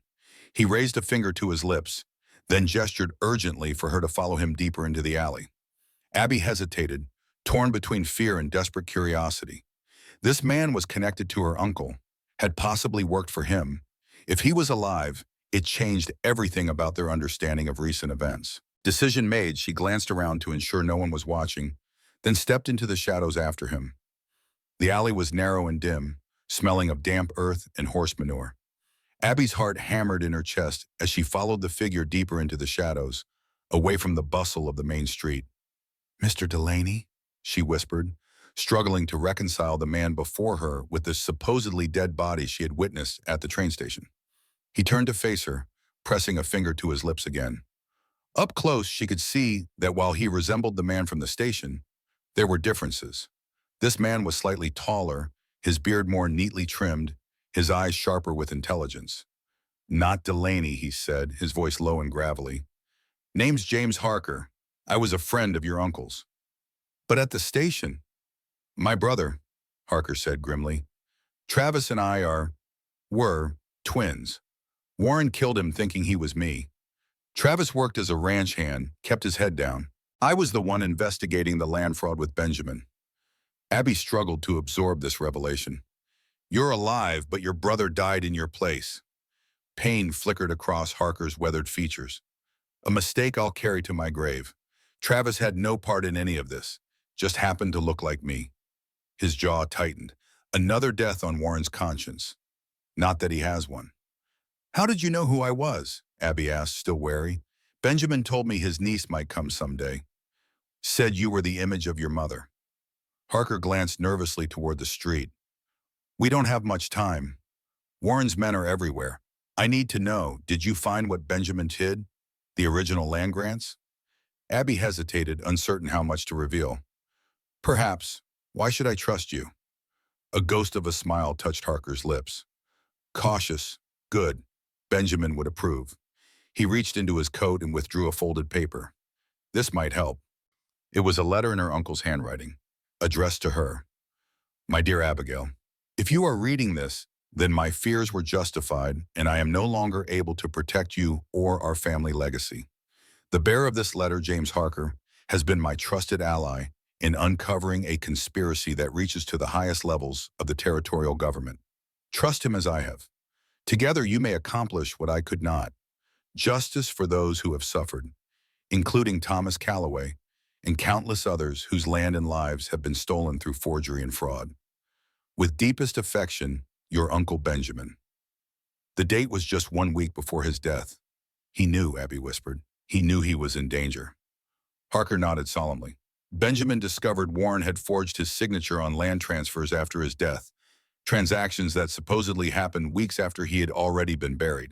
When he confronted Warren privately, hoping to resolve things without bloodshed, he sealed his fate. He glanced around nervously. We need to move. This location isn't safe. I'm meeting Ethan Calloway at the edge of town, Abby told him. Come with me. He needs to hear this. Harker shook his head. Too dangerous. Warren thinks I'm dead, which is the only advantage we have. He pressed a small object into her palm. This key opens a strong box in the abandoned mining office at the edge of town. Inside are documents proving Warren's involvement in Thomas Calloway's death, and evidence that Magistrate Phillips and Mayor Collins are his partners in the land fraud. Abby's fingers closed around the key. What about Margaret Calloway? Do you know what happened to her? Surprise flashed across Harker's face. You know about Margaret? He glanced at the street again, clearly anxious to leave. She's alive. That's all I can say now. Tell Calloway to check behind the altar at St. Francis, not tomorrow night. It's a trap. Warren knows you're planning something there. How could he? Victoria has the priest's housemaid in her employ. Nothing happens in that church without Warren knowing. Harker began backing deeper into the alley. Get the strong box tonight. Bring Calloway. Then head for Tucson immediately. Don't return to his ranch. The U.S. Marshal there is honest, untouched by Warren's influence. Before Abby could ask anything more, Harker disappeared around a corner. She stood for a moment processing everything she had learned, the key clutched tightly in her hand. Then gathering her courage, she returned to the street, making her way toward the rendezvous point where Ethan waited. She found him leaning against a hitching post at the edge of town, his posture casual but his eyes alert, scanning constantly for threats. Relief washed over his features when he spotted her. You're late, he said quietly as she approached. I was about to come looking. I had an unexpected encounter, she replied, keeping her voice low. She described her meeting with James Harker, showing him the letter from her uncle and the key to the strongbox. Ethan's expression darkened as he absorbed the news. Harker, I knew the name sounded familiar. He was a deputy U.S. Marshal before joining Warren's office. Resigned suddenly about a year ago. He says the church meeting is a trap, Abby continued. Warren knows our plans. Damn, Ethan muttered. We need to warn Father Martinez. There's more. Eleanor Walsh gave me a message for you. Abby repeated the cryptic phrase exactly as Eleanor had said it. The sparrow still nests where the eagle once flew. Ethan froze, his face draining of color. For a moment, he seemed unable to speak. What is it? Abby asked, alarmed by his reaction. That phrase, he said, his voice barely audible, was a code between my mother and me when I was a child. A way for her to tell me that she was safe if we were ever separated. His eyes met Abby's, a mixture of shock and desperate hope in their depths. No one else knew it. No one. Understanding dawned. Eleanor Walsh. We need to leave. Ethan cut her off, suddenly alert. Now, sheriff's men coming this way. He helped her into the wagon with urgent efficiency. We'll talk when we're safe. They rode in tense silence until they were well outside town, Ethan frequently checking to ensure they weren't followed. Once satisfied, he guided the horses off the main trail into a secluded grove of cottonwoods by a small creek. Eleanor Walsh is your mother, Abby said when they had stopped. It wasn't a question. Ethan nodded, still visibly shaken by the revelation. She must have changed her appearance, created a new identity. All these years living right under Warren's nose. His voice caught. All these years, and I never knew, never recognized her. Oh, she would have changed significantly, Abby reasoned gently, and she stayed away to protect you. I could have helped her, he insisted, frustration evident in his tone. Instead, I believe she was dead or had abandoned me. She's alive, Ethan, Abby reminded him, placing her hand on his arm. After 10 years of uncertainty, isn't that what matters most? He covered her hand with his own, his touch warm and strong. Yes, yes it is. He took a deep breath, visibly gathering himself. But first, we need to survive the next 24 hours. If what Harker says is true, Warren is closing in. We need that strongbox, and then we need to get to Tucson. What about Ruth and Miguel? They'll be in danger if Warren discovers we've fled. Ruth has contingency plans. She survived worse. Ethan's jaw set with determination. I'll send Miguel to warn them while we retrieve the strongbox. The abandoned mining office sat at the outskirts of Whispering Creek, a dilapidated wooden structure partially hidden by overgrown mesquite. As twilight deepened, Ethan and Abby approached cautiously, watchful for any sign of Warren's men. Wait here, Ethan whispered, drawing his revolver. Let me check inside first. Abby nodded, her own hand resting on the small derringer Ruth had insisted she carry. The night was unnaturally quiet, the usual chorus of crickets and coyotes eerily absent. After a few tense moments, Ethan reappeared in the doorway. It's clear. Come quickly. Inside, the abandoned office was thick with dust and cobwebs. A large desk dominated the center of the room, and filing cabinets lined one wall, their drawers hanging open and empty. A faded sign on the wall read, Catalina Silver Mining Company, the enterprise that had once belonged to Ethan's father and her uncle. There, Ethan pointed to a small safe built into the wall, partially hidden behind a collapsed bookshelf. Abby withdrew Harker's key from her pocket and approached the safe. The lock was stiff with disuse, but the key turned after some effort. Inside was a metal strongbox, which opened to reveal a collection of documents, letters, and a small journal. Ethan spread the contents on the desk, examining each piece carefully by the light of a small lantern. There were letters between Thomas Calloway and territorial officials regarding land claims, a detailed accounting of fraudulent transactions involving Sheriff Warren and his associates, and most damning of all, a sworn affidavit from a former land office clerk confessing to falsifying records under duress. This is it, Ethan breathed. The evidence Benjamin and my father were gathering, enough to bring down Warren's entire operation. But it was a folded newspaper clipping that captured Abby's attention, a report of the mine collapse that had killed Thomas Calloway. Attached to it was a handwritten note in Benjamin's hand. Explosives purchased by D. Warren 3 days prior. Witness, M. Rodriguez, deceased. Warren didn't just take advantage of your father's death, Abby said quietly. He orchestrated it. Ethan's face hardened as he read the note. I always suspected, but could never prove it. His eyes met hers, a storm of emotions in their depths. Your uncle was a braver man than most, continuing this fight after my father died. Not entirely alone, Abby corrected, thinking of Eleanor Walsh, Margaret Calloway, maintaining her vigil in the heart of enemy territory all these years.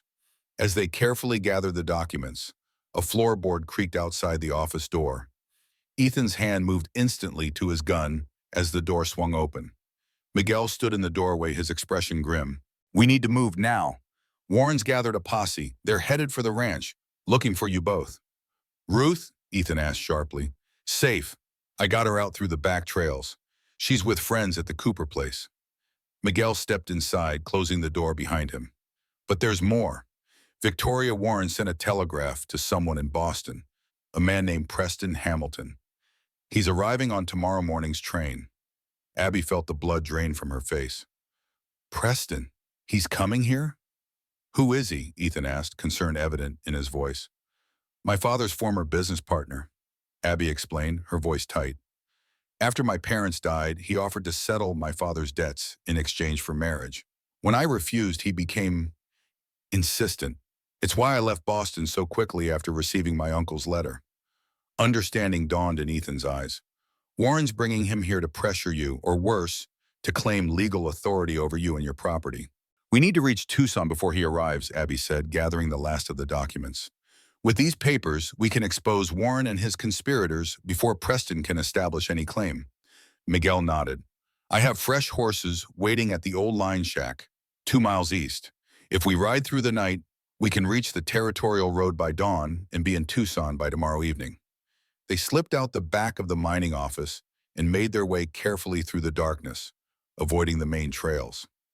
Miguel led them on a circuitous route that would make tracking difficult, even for experienced men. At the line shack, little more than a crude shelter for cattle hands during bad weather, 3 saddled horses waited, along with saddlebags containing provisions, ammunition, and canteens of water. Ruth's preparation, Miguel explained with a hint of pride. She anticipated we might need to leave quickly. As they transferred the crucial documents to the saddlebags, Ethan turned to Miguel. You don't have to come with us. You've done more than enough already. Miguel's expression was resolute. My father lost his land to Warren's schemes. This fight is mine as much as yours. His dark eyes held a fierce loyalty. Besides, someone needs to watch your back, amigo. They mounted up and rode east under a moonless sky, the only light coming from a vast blanket of stars. Abby, though far from an experienced rider, managed to keep pace, driven by determination and the growing knowledge that everything, her future, Ethan's vindication, justice for those who had died, depended on reaching Tucson with their evidence intact. Hours passed in near silence, broken only by the steady rhythm of hooves and occasional whispered directions. The terrain grew increasingly rugged as they left the valley behind, climbing into the foothills that would eventually give way to the mountain pass leading to Tucson. Near midnight, they paused to rest the horses at a small spring concealed by a stand of pines. As Ethan checked their mounts for signs of fatigue, Abby withdrew her uncle's journal from her pocket, studying it by the faint light of a shielded match. The final entry, dated just days before his death, caught her attention. James believes we have enough now to present to Judge Holbrook in Tucson. The risk in delaying further outweighs the benefit of gathering more evidence. If something should happen to me, Eleanor knows where to find everything. I've sent word to James in Boston, warning him to secure his own documentation. If Warren has reached as far as I fear, none of us are safe, not even in the East. James in Boston, Abby murmured. He meant my father. She looked up at Ethan, a chill running through her, despite the mild night air. My parents' ship didn't sink by accident. They were killed because of what they knew. Ethan moved to her side, his face grave in the dim light. Your father was part of this investigation from the beginning, wasn't he? The third man in that photograph at the cabin. Abby nodded, pieces falling into place with terrible clarity. The Montgomery Shipping Company had government contracts, including transport of official documents to territorial offices throughout the West. He would have had access to original land grants, been able to recognize forgeries. And when Warren realized the threat, he eliminated it, Ethan concluded grimly. Just as he did with my father, and later your uncle. Now he's trying to eliminate us, Miguel added from where he stood watch. We should keep moving. Dawn is still hours away, but Warren's men could be anywhere. They continued their journey through the darkness, the trail growing steeper and more treacherous. Abby's body ached from the unaccustomed hours in the saddle, but she pushed the discomfort aside, focusing instead on the rhythm of her horse's movements and the steadily lightening eastern sky. As dawn broke over the mountains, casting long shadows across the canyon they were traversing, Miguel suddenly raised his hand in warning. They halted, listening intently. In the distance, barely audible above the morning breeze, came the sound of multiple horses approaching from behind. Warren's men, Miguel confirmed grimly. They must have picked up our trail during the night. How far to the pass? Ethan asked, checking his rifle. 3 miles, maybe 4, but it's open ground before the entrance. They'll see us crossing. Ethan surveyed their position, his mind working rapidly. Miguel, take Abigail and the documents. Follow the dry creek bed east. It's longer but provides more cover. I'll leave a false trail north, draw them away. No, Abby protested immediately. We stay together. This isn't a discussion, Ethan said firmly. Those papers are more important than any of us. They need to reach Judge Holbrook. And they will, she insisted, but not at the cost of your life. We've lost too many already to Warren's wild schemes. Miguel, who had been scanning the terrain with his expert eye, interrupted. There's another way. The old Apache Trail through Devil's Canyon. It's dangerous, narrow passages, potential rock slides, but Warren's men won't follow us there. Why not? Abby asked. Because it crosses the reservation boundary, Miguel explained. Warren doesn't risk Apache territory, not even for a substantial reward. He knows they haven't forgotten his role in the Canyon Creek massacre 3 years ago. Ethan hesitated, weighing their options. The Apache might not welcome us either. I traded with them before working for you, Miguel said. Some remember me. It's a risk, but less than facing Warren's guns in open country.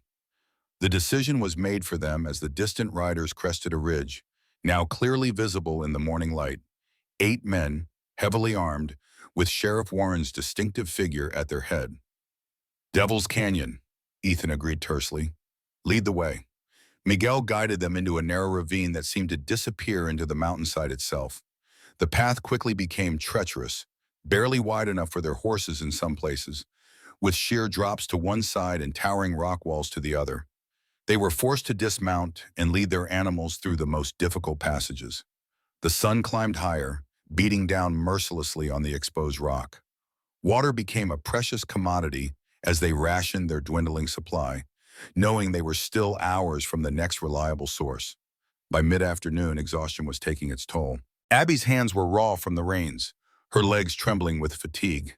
Even Ethan, with his lifetime of frontier hardship, showed signs of strain, his movements more deliberate, his vigilance never wavering despite the physical toll. They had just navigated a particularly treacherous stretch when Miguel, scouting ahead, returned with alarming news. Rock slide ahead, recent. The trail is completely blocked. Can we clear it? Ethan asked, though he already knew the answer. Miguel shook his head. Would take days with proper equipment. We need to turn back, find another route. Back through Warren's men? Impossible. Ethan studied their surroundings with growing concern. Are there any side canyons? Anything that might connect to the main trail beyond the blockage? Before Miguel could answer, a new voice spoke from above them. There is a way, but not for those who enter our lands uninvited. They looked up to see 3 Apache warriors positioned on the ridge above, rifles trained on them with unwavering precision. Their leader, a man of perhaps 40 years with a face weathered by sun and hardship, regarded them with wary hostility. Miguel slowly raised his hands to show he carried no weapon, then spoke in a mixture of Spanish and Apache that Abby couldn't follow. The exchange continued for several tense moments before the Apache leader nodded once, his expression unchanged. He remembers me, Miguel explained quietly. I once treated his son for fever when the Indian agent refused. He will allow us passage through their hunting grounds to bypass the rock slide, but we must leave something of value in exchange. What do they want? Ethan asked, his hand never straying far from his holster. Miguel conferred again with the Apache leader. Our horses and a rifle. It was a steep price, leaving them on foot in harsh terrain, but they had no alternative. The sound of Warren's pursuit, though distant, was growing closer again. Tell them yes, Ethan decided, and explain why we're fleeing. Warren is no friend to their people either. After Miguel translated, the Apache leader studied them thoughtfully, his gaze lingering on Abby's determined face. Then he spoke again, more extensively than before. He says there is a woman in Tucson who helps their people when the agent withholds supplies. A healer who came from the East many years ago. She has your eyes, Miguel translated, looking at Ethan with significance. Ethan's breath caught. My mother, she's in Tucson. The Apache leader nodded once, then gestured for them to follow. 2 warriors led their horses away while the third guided them along a nearly invisible path that ascended steeply up the canyon wall. The climb was brutal, especially in their exhausted state. Abby's city-bred muscles screamed in protest, but she forced herself onward, refusing to be the weakness in their chain. Ethan stayed close behind her, occasionally placing a steadying hand at her back, when the path grew particularly treacherous. At the canyon rim, they could see for miles across the rugged landscape. Their guide pointed toward a distant smudge of green, a river valley that would lead them to the Tucson Road. 6 hours walking, Miguel estimated. If we push hard, we can reach the stage station by nightfall. They set off immediately, carrying only the essential documents and what water remained. The Apache guide vanished as silently as he had appeared, melting back into the landscape that was his ancestral home. The afternoon sun was merciless, the terrain unforgiving. They walked in silence, conserving energy, each lost in private thoughts. For Abby, the physical ordeal was matched by a deepening emotional complexity. In just days, her understanding of her family's legacy had transformed entirely. The parents she had mourned as victims of a tragic accident had actually been murdered for their principles. The uncle she had barely known had died continuing their fight for justice. And then there was Ethan, a man who had begun as a stranger but now occupied a place in her heart she hadn't believed could exist again after all she had lost. The way he looked at her when he thought she wouldn't notice, the gentle strength in his touch when he helped her over difficult terrain, the unwavering determination to see this dangerous mission through, all spoke of feelings that mirrored her own. But what future could they possibly have, even if they survived the next 24 hours? She was Boston-born and bred, a woman whose education and upbringing had prepared her for society parlors, not frontier hardship. And he was a man rooted in this wild land, bound to it by blood and sacrifice. Such thoughts occupied her when as they trudged onward, the miles slowly falling behind them. Late afternoon brought cloud cover, offering brief respite from the sun, but raising the specter of rain, potentially disastrous in canyon country, where flash floods could materialize within minutes. "We need to increase our pace," Miguel said, eyeing the darkening sky with concern. "Storm's coming." They pushed harder, ignoring blistered feet and aching muscles. The first fat raindrops began to fall as they finally sighted the stage station, a squat adobe structure with a corral and water tank, situated at a crossroads where the canyon trail met the main Tucson road. By the time they reached it, rain was falling in earnest, turning the dusty ground to treacherous mud. The station master, a grizzled veteran of the stage lines, eyed their bedraggled appearance with suspicion until Miguel produced coins for passage on the evening stage. "Due in an hour, assuming the weather holds," the station master informed them, pocketing the money. "Tucson by morning if you're lucky. If not, you might be here a spell. Canyon crossings flood quick in these parts." They took shelter on the station's covered porch, gratefully accepting the simple fare offered: beans, hardtack, and bitter coffee. As they ate, Ethan maintained a vigilant watch on the trail behind them. "Think we lost them?" Abby asked quietly. "For now, the rain will have erased our tracks." Ethan's expression remained troubled. "But Warren won't give up, not with everything at stake. Once we reach Tucson, we still need to convince Judge Holbrook that half the government officials in the territory are corrupt," Ethan reminded her. "It won't be easy, even with these documents." "Benjamin believed in Holbrook," Abby said, drawing strength from her uncle's conviction. "And we have something he didn't, a living witness in James Harker." "Assuming Harker made it to Tucson ahead of us," Miguel pointed out. "And assuming Warren doesn't have men there too." Their conversation was interrupted by the distant rumble of the approaching stagecoach. It appeared through the curtain of rain like a phantom, 6 mud-splattered horses pulling the swaying vehicle at a surprisingly rapid pace given the conditions. The driver, face hidden beneath a rain-slicked hat, called out as he brought the team to a halt. "All aboard who's coming aboard. 5 minutes only. This weather's turning worse by the minute." They gathered their few possessions quickly. Ethan helped Abby into the coach while Miguel secured their precious documents inside his water-resistant saddlebag. Inside, the coach was already occupied by 2 passengers, a well-dressed businessman absorbed in his newspaper, and an elderly woman who smiled kindly as Abby settled across from her. The stage lurched forward almost immediately, beginning the arduous journey toward Tucson. Through the window, Abby caught a final glimpse of the station as they pulled away and felt her blood freeze in her veins. Riding into the yard, barely visible through the rain, was a familiar figure in a long coat. Sheriff Warren, somehow having tracked them despite the storm. Ethan, she whispered urgently, Warren's at the station. His hand moved immediately to his revolver as Miguel leaned forward to peer through the rain-streaked window. Too late, Miguel said grimly. We're already moving. He'll likely commandeer fresh horses and follow. The businessman finally looked up from his paper, irritation evident in his pinched features. Is there some difficulty? No, sir, Ethan replied with forced calm, just anxious about the weather. As if in response, thunder boomed overhead and the rain intensified, drumming against the coach's roof with almost deafening force. The road, already treacherous, would soon become nearly impassable. The dry wash crossing will be flooded within the hour, Miguel predicted. If we make it across before then, Warren will be stuck at the station until the waters recede. And if we don't make it across in time? Abby asked. Miguel's expression was grim. Then we're all stranded on this side with him. The coach lurched and swayed as the driver pushed the team harder, evidently sharing their concern about the crossing. Inside, conversation ceased as each passenger braced against the violent motion, clinging to handholds as the vehicle navigated increasingly hazardous terrain. Through the window, illuminated by frequent lightning, Abby could see the landscape transforming, dry washes becoming streams, streams becoming torrents.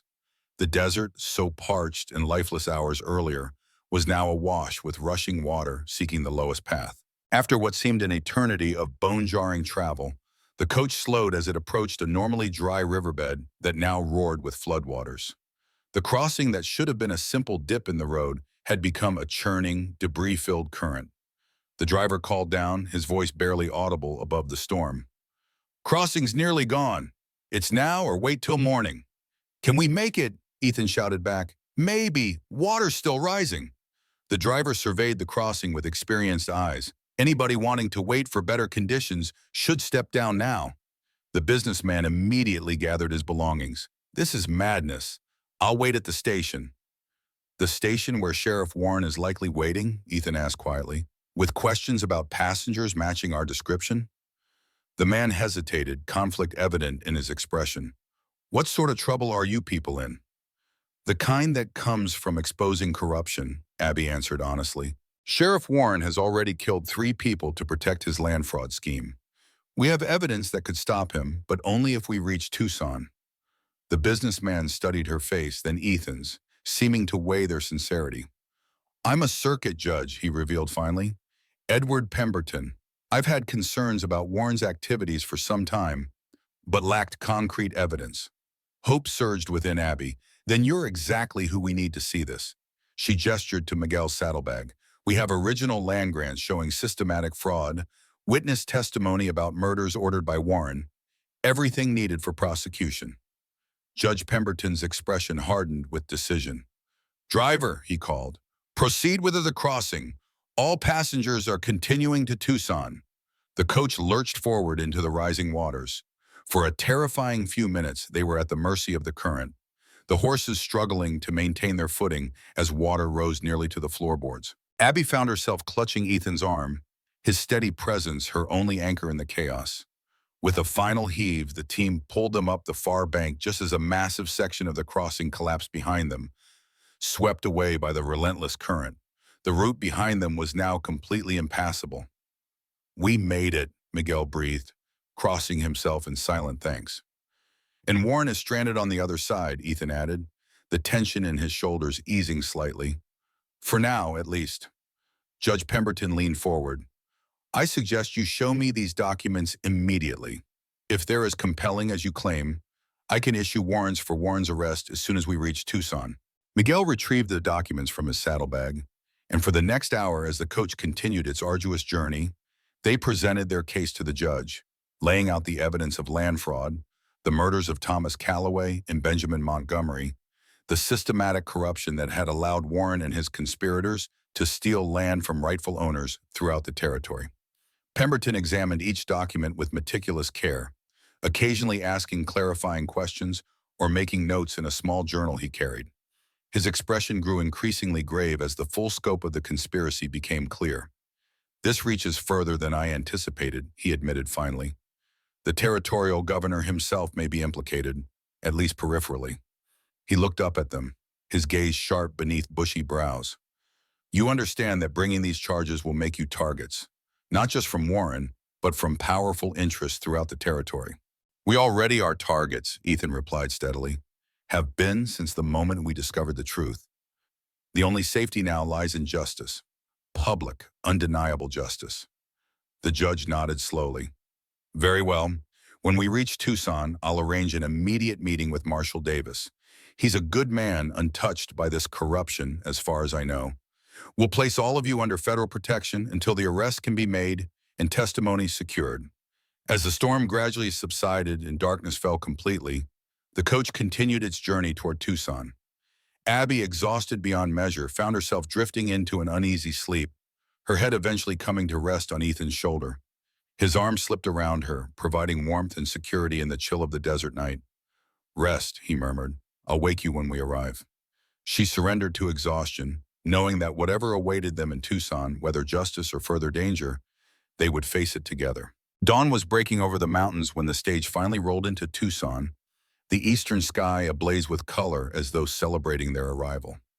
Abby awoke to find herself still nestled against Ethan, his arm protectively around her shoulders. For a brief, disoriented moment, it felt right and natural to be so close to him. Reality returned quickly as the coach lurched to a stop before the Tucson hotel. Judge Pemberton, who had remained awake throughout the night reviewing the documents, straightened his attire with practiced efficiency. Wait here, he instructed them. I'll send Marshal Davis to escort you to secure accommodations. Don't speak to anyone else about these matters. As the judge departed, Abby, Ethan, and Miguel remained in the coach, tension returning now that their journey was complete and the real challenge, legal action against Warren, was about to begin. Do you think Harker made it here? Abby asked, scanning the early morning street for any sign of their ally. If he did, he'll find us, Ethan replied. Meanwhile, we trust the process. Judge Pemberton seems honorable. Miguel, ever vigilant, kept watch through the window. The morning stage from Whispering Creek won't arrive until tomorrow, assuming the crossing is passable by then. We have a day's head start on Warren, at least. 20 minutes later, a tall, broad-shouldered man in a U.S. Marshal's uniform approached the coach, accompanied by Judge Pemberton. Marshal Davis introduced himself with brisk courtesy and led them to a nondescript building near the courthouse, a safe house used for protected witnesses. You'll stay here while we prepare the warrants, Davis explained, as they entered the sparsely furnished but clean interior. Judge Pemberton has briefed me on the situation. If what you've brought us is legitimate, it represents the most significant corruption case in territorial history. It's legitimate, Ethan affirmed. Men died for these documents, including my father and Miss Montgomery's uncle. And possibly her parents, Miguel added. Marshal Davis's expression remained professionally neutral, but his eyes reflected understanding of the personal stakes involved. I've assigned deputies to monitor all approaches to Tucson. If Warren somehow manages to cross the flooded wash, we'll know the moment he arrives. What about Preston Hamilton?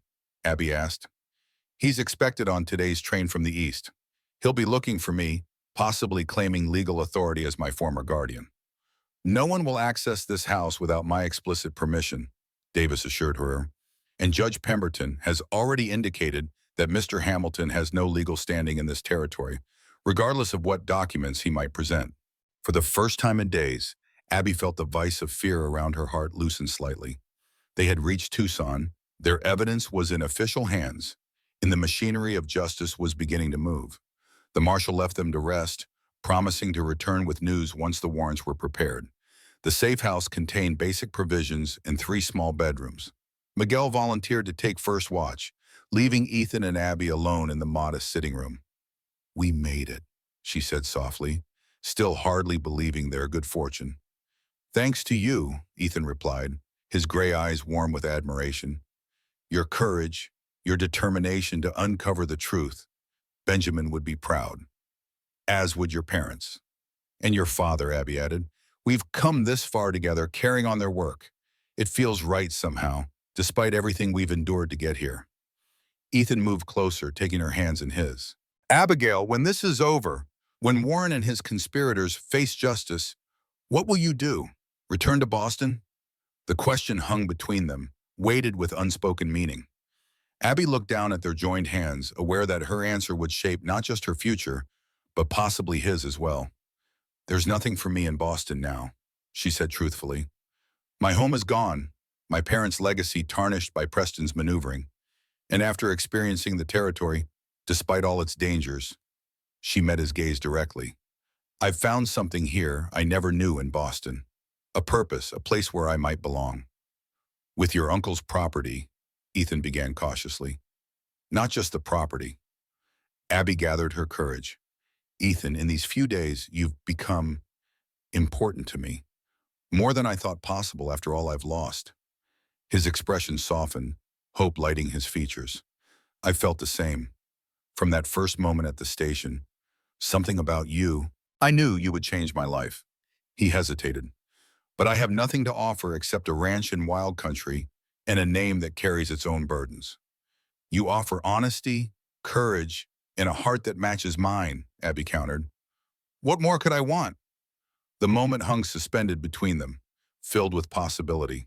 Slowly, Ethan leaned forward, his intent clear in his eyes. Abby's heart raced as his lips met hers in a gentle kiss that carried both promise and question. When they separated, his smile held a brightness she hadn't seen before. When this is over, he said softly, we'll build something new. On your land, on mine, wherever you wish. Together. A knock at the door interrupted the moment. Miguel entered, his expression grave. Marshal Davis has returned, with Eleanor Walsh. They hurried to the main room where Eleanor, Margaret Calloway, stood beside the marshal, her face lined with tension. Mother, Ethan whispered, the words strange and wonderful on his lips. She moved toward him hesitantly, as if afraid he might disappear. My son, my brave, stubborn son. Her voice broke as she reached to touch his face. I never thought I'd be able to acknowledge you again. Their reunion was both heartbreaking and beautiful. 10 years of separation collapsing in a moment of recognition and forgiveness. Abby watched through tears as Ethan embraced his mother, understanding now the full measure of sacrifice both had made in their quest for justice. When they finally separated, Margaret turned to Abby, clasping her hands warmly. James and Grace's daughter, you have your mother's spirit and your father's determination. Her eyes shone with emotion. Benjamin told me you might come someday. He never lost faith. Warren knows you're alive, Abby said with concern. Victoria mentioned Preston Hamilton's arrival. They must suspect your true identity. Margaret nodded grimly. Which is why I came. Warren isn't trapped on the other side of the wash as you believed. He found another crossing, further north. He's in Tucson already gathering men. Marshal Davis stepped forward, his expression hardening. How many? At least 15, Margaret replied. Hired guns mostly, not his regular deputies. They're watching the courthouse, the hotel, all the obvious places. Then we move the hearing to a secure location, Davis decided. Judge Pemberton has already signed the warrants. We need only your testimony to execute them. It won't be that simple, Margaret warned. Warren has allies in Tucson too, including Mayor Simmons and 2 of your own deputies. Davis's expression betrayed no surprise, merely grim resignation. I've suspected as much, which is why only my most trusted men know your location. He turned to Ethan. Calloway, can you still handle a rifle? As well as ever, Ethan confirmed.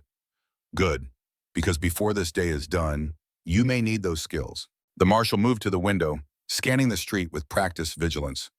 Warren is desperate. He knows that if these documents become public record, everything he's built collapses. Men like that don't surrender quietly. As if to emphasize his point, a shot rang out in the street outside, followed by shouts and the sound of running feet. They found us, Miguel said, drawing his pistol. Someone must have followed the marshal. Davis moved with tactical precision, extinguishing lamps and positioning them away from windows. Back room now, there's a tunnel that leads to the courthouse cellar, a precaution installed during the last Apache raids. As they hurried to follow his instructions, more gunfire erupted outside. Through a gap in the curtains, Abby caught a glimpse of men taking positions around the building, armed figures moving with military discipline, not the chaotic aggression of common outlaws. These aren't just hired guns, Ethan observed grimly. Some of them are wearing deputy badges. Warren's corrupted half the law enforcement in the county, Margaret confirmed. It's why I had to disappear all those years ago. There was no one I could trust to protect us. Davis led them to a small bedroom at the rear of the house, where he activated a hidden mechanism that revealed a trap door in the floor. This passage hasn't been used in years, he warned. It may not be stable throughout. One by one they descended into the narrow tunnel, Margaret first, then Abby, followed by Ethan and Miguel, with Marshal Davis taking the rear position after securing the entrance behind them. The passage was cramped and musty, requiring them to proceed in a hunched position by the light of a single lantern Davis had brought. The sound of gunfire above faded as they moved deeper beneath the streets of Tucson, heading toward the courthouse nearly 2 blocks away. "What happens when we reach the courthouse?" Abby asked, her voice hushed in the confined space. "If Warren has men watching it, Judge Pemberton will be waiting with additional marshals from the federal office," Davis explained. "Once your testimony is recorded and the warrants officially executed, Warren's influence won't matter. This becomes a federal case, beyond territorial jurisdiction." They continued forward, the passage gradually descending deeper. Water dripped from the ceiling in places, suggesting they were now beneath the water table. The air grew increasingly stale, making breathing difficult. After what seemed an eternity of claustrophobic progress, they reached a brick wall that appeared to block their path completely. "The courthouse foundation," Davis explained, running his hands along the mortar. "There should be a—" "Ah!" He pressed a specific brick, causing a section of the wall to shift slightly, revealing another narrow passage beyond. This new tunnel ascended steeply, eventually terminating in another trapdoor. Davis listened carefully before pushing it open, revealing the dusty interior of a storage room filled with legal documents and supplies. "The courthouse records room," he whispered. "Judge Pemberton's chambers are just down the hall." They emerged cautiously, Davis checking the corridor before motioning them forward. The courthouse was eerily quiet, too quiet for the middle of a working day. "Something's wrong," Ethan murmured, his hand moving to his holster. "Where is everyone?" Their answer came as they rounded the corner toward the judge's chambers. 2 bodies lay sprawled in the hallway. U.S. Marshals, both shot at close range. The door to Pemberton's office stood ajar, splinters of wood around the lock indicating it had been forced. Inside, they found chaos. Papers scattered across the floor, furniture overturned, signs of a violent struggle, but no Judge Pemberton. "They've taken him," Davis realized, kneeling to examine a bloodstain on the carpet. "Recently, the blood's still wet." "In the warrants?" Ethan asked urgently. A thorough search revealed nothing. All the documents related to their case had vanished, including the original evidence they had provided. "Warren's destroying everything," Margaret said, her voice tight with anger and despair. "Just as he did 10 years ago when Thomas and Benjamin first gathered evidence against him." A new voice spoke from the doorway. "Not everything." They turned to find James Harker standing there, a bloodied gash across his forehead but very much alive. In his hand, he held a leather portfolio. "Pemberton gave me copies before they took him," Harker explained, entering and closing the door behind him. Along with his sworn affidavit confirming their authenticity, he handed the portfolio to Davis. "The originals are gone, but these will serve the same legal purpose." "Where's Pemberton now?" Davis demanded. "Warren's men took him to the old mission outside town," Harker replied grimly. "They're gathering all their conspirators there, planning to flee to Mexico while their hired guns hold off any pursuit." "Then we still have a chance," Ethan decided, checking his ammunition. "If we can reach the mission before they cross the border." "It's too dangerous," Abby protested. "We have the copies, the affidavit.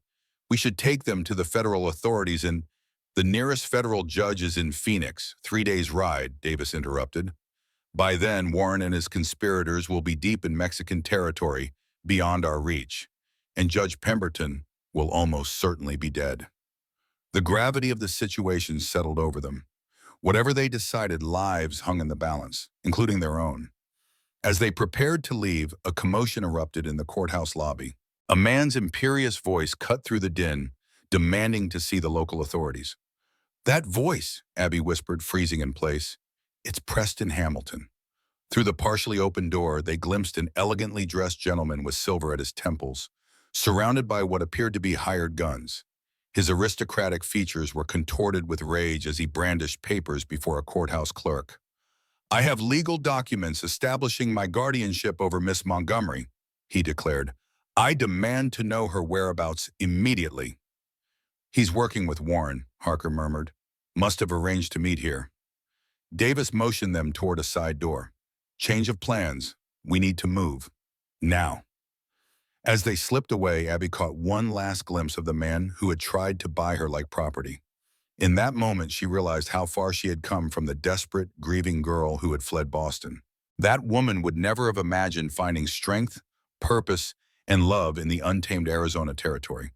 He has no power over me anymore, she said quietly as they escaped into the sunlight. Ethan squeezed her hand, and he never will again.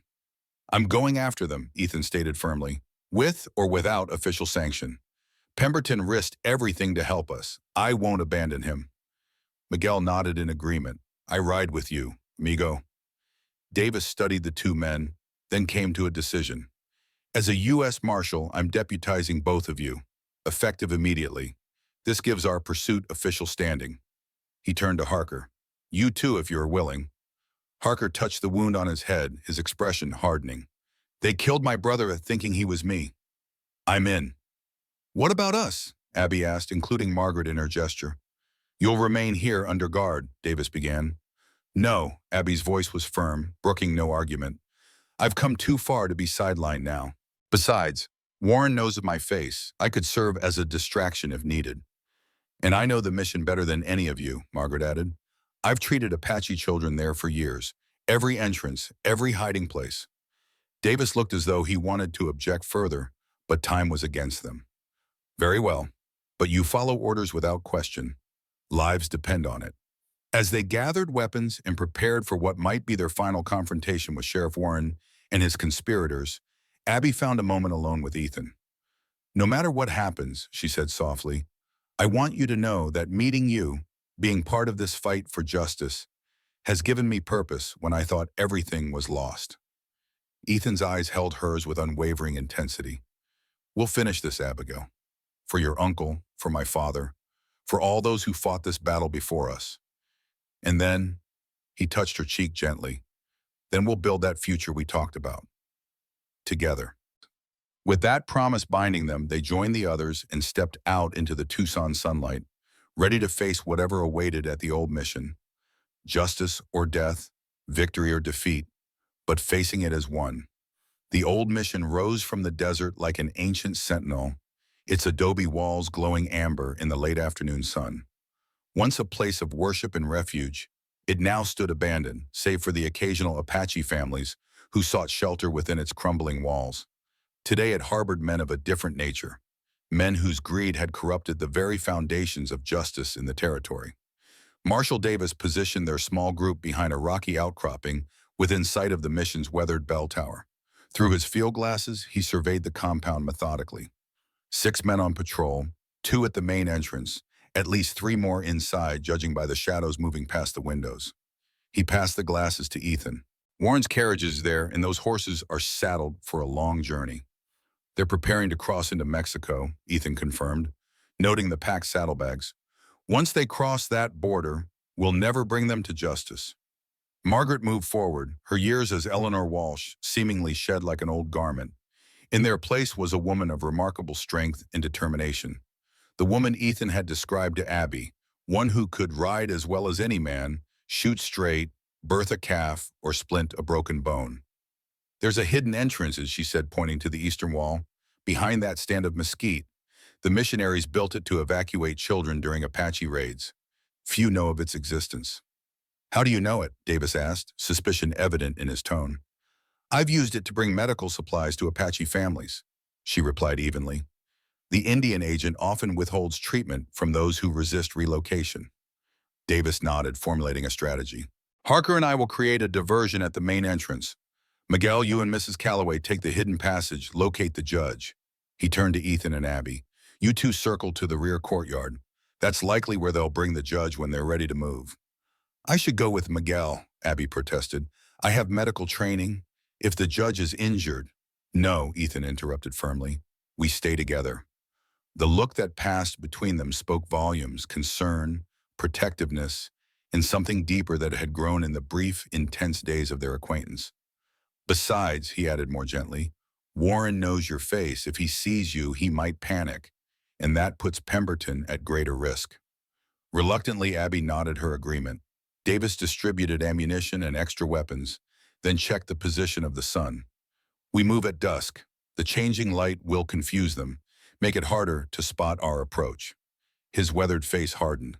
Remember, these men won't hesitate to kill. Don't give them the chance. As the shadows lengthened across the desert floor, Abby found herself alone with Ethan behind a crumbling section of the mission's outer wall. The waiting was almost unbearable, each minute stretching into what felt like hours. "Are you afraid?" she asked quietly, noticing the steadiness of his hands as he checked his revolver one final time. "Yes," he answered honestly, "not of dying but of failing, of Warren escaping justice again." He glanced at her. "Of not being able to protect you." "I don't need protection," Abby said, though she was touched by his concern. "I need a partner, someone who stands beside me, not in front of me." A ghost of a smile touched his lips. "Like your parents." Yes, the memory of her father and mother, their partnership of equals despite society's expectations, warmed her heart. Exactly like that. The mission bell tolled once, the signal from Davis that the diversion was beginning. In the distance, they heard shouts, then the sharp crack of gunfire. "Now," Ethan whispered, and they moved swiftly along the wall toward the rear courtyard. The courtyard was empty save for a carriage hitched to 4 horses, clearly prepared for a hasty departure. They took cover behind a stone well as voices approached. Warren's distinctive gravelly tone unmistakable, even before he came into view. He emerged from the mission's rear entrance, followed by 2 deputies dragging Judge Pemberton between them. The judge's face was bruised, one eye swollen shut, but his back remained straight, his dignity intact despite his bonds. "Get him in the carriage," Warren ordered. "We cross the border tonight." Victoria Warren appeared next, elegantly dressed despite the circumstances, clutching a small valise that Abby suspected contained ill-gotten wealth. Behind her came Mayor Collins and Magistrate Phillips, 2 men whose signatures had appeared on many of the fraudulent land documents. "The papers?" Warren demanded. "Burned," Victoria assured him. "All evidence destroyed." Warren nodded with satisfaction. "Once we reach Sonora, we'll be beyond their jurisdiction. New names, new lives. I have friends there who owe me favors." "And the others?" the mayor asked nervously. "Davis and those witnesses?" Warren's hand moved to his holster. "They won't live to testify." It was at that moment that the mission's main door burst open. Marshal Davis and Harker charged in, guns drawn, creating the perfect distraction. Ethan seized the opportunity, stepping from their fighting place with his rifle aimed squarely at Warren. "It's over, Sheriff," he called, his voice steady and resolute. "Drop your weapons." Warren whirled, his face contorting with rage when he recognized Ethan. "Calloway," he spat.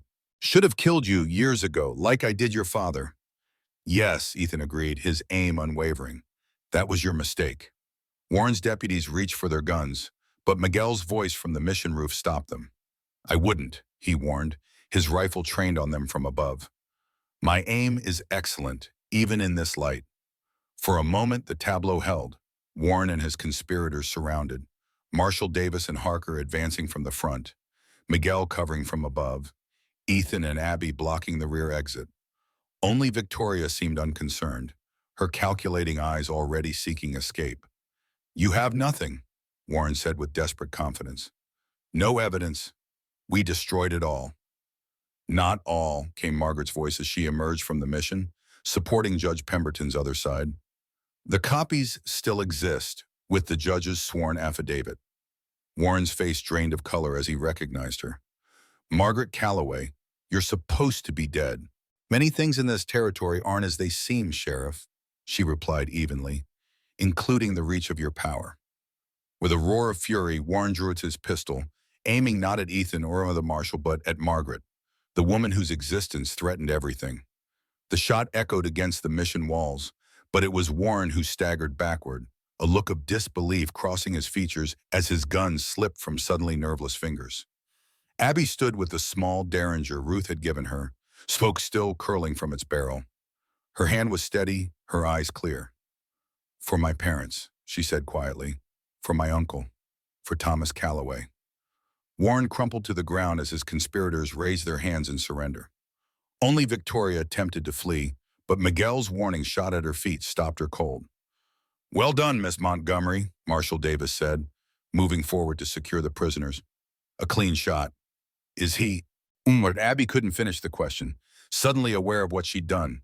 Ethan knelt beside Warren, checking for signs of life. "He's alive," he confirmed. "The wound is serious but not fatal." He looked up at Abby with understanding in his eyes. "He'll stand trial for his crimes." Relief washed over her. Despite everything Warren had done, despite the lives he'd taken, she hadn't wanted his blood on her hands. Judge Pemberton, bruised but unbowed, approached her. "Young lady, you and your companions have uncovered the most extensive conspiracy this territory has ever seen." He gestured to the captured conspirators. "These arrests are just the beginning. The corruption extends to land offices throughout Arizona." "My uncle believed you could be trusted to see justice done," Abby replied. "Benjamin was a good man, as was your father. And Thomas Calloway." The judge's gaze swept over their small group. "Their work will not have been in vain." As the prisoners were loaded into wagons for the journey back to Tucson, Abby found herself standing with Ethan at the mission's edge, watching as the setting sun painted the desert in shades of gold and crimson, colors so different from the muted tones of her Boston home. "What now?" she asked softly.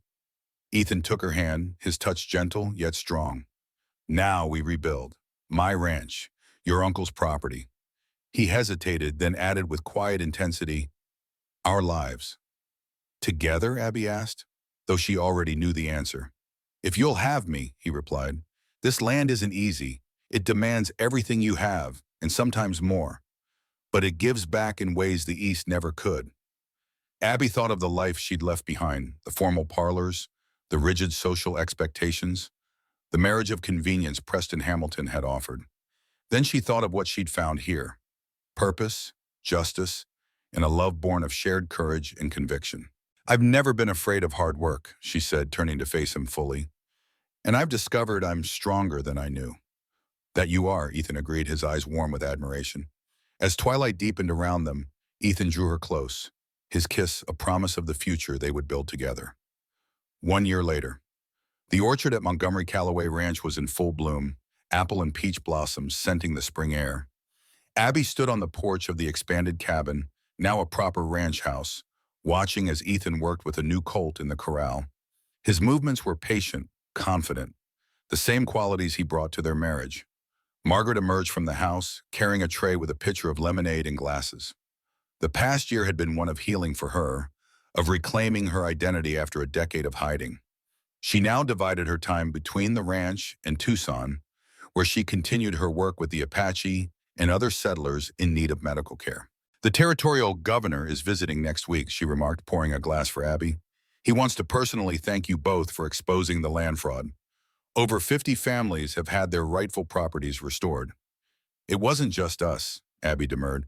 "Ruth, Miguel, Marshall Davis, James Harker, we all played our parts, as did you." "True enough," Margaret smiled, the lines around her eyes crinkling. "Still, what you and Ethan accomplished, it's changed the territory for the better." Abby sipped her lemonade, reflecting on the past year's events. Victoria Warren and her conspirators had been sentenced to lengthy prison terms. The land office had been completely restructured under federal oversight. And just last month, they'd received word that Preston Hamilton had married a Boston widow, his interest in Abby apparently forgotten once her connection to the Montgomery fortune was severed. The sound of approaching hoofbeats drew their attention. Miguel rode up, a packet of mail secured to his saddle. "Letters from Tucson," he called, dismounting with his usual grace. "And the Boston newspaper you requested." Abby took the newspaper eagerly. She maintained a subscription to keep informed of Eastern events, though Boston seemed increasingly distant from her new life. A headline caught her eye: "Hamilton Shipping faces bankruptcy amid fraud allegations." The article detailed how Preston Hamilton, once a respected businessman, now faced criminal charges for the very financial improprieties he had tried to hide by pursuing marriage to the Montgomery heiress. "Some justice comes more slowly," Margaret observed, reading over her shoulder. "But it comes," Abby agreed, folding the newspaper away. Some chapters of her life were closing, but she felt no regret. Her gaze returned to Ethan, now walking the young colt around the corral on a lead rope, his patience earning the animal's trust. The sun was setting over the distant mountains, painting the landscape in the vibrant colors that had first captured her heart upon arriving in this wild territory. In the years since confronting Warren, she had learned to ride expertly, to manage ranch accounts, to negotiate cattle sales. She'd planted gardens, preserved food for winter, and even delivered a neighbor's baby when the doctor couldn't arrive in time. The Boston society miss was gone. In her place stood a woman of the West, strong, capable, and deeply in love with both the man and the land she had chosen. As if sensing her thoughts, Ethan looked up from the corral and smiled. A private communication between partners who had faced death together and emerged stronger. Abby returned his smile, her heart full. This was home. This was where she belonged. The heart of the West had claimed her own.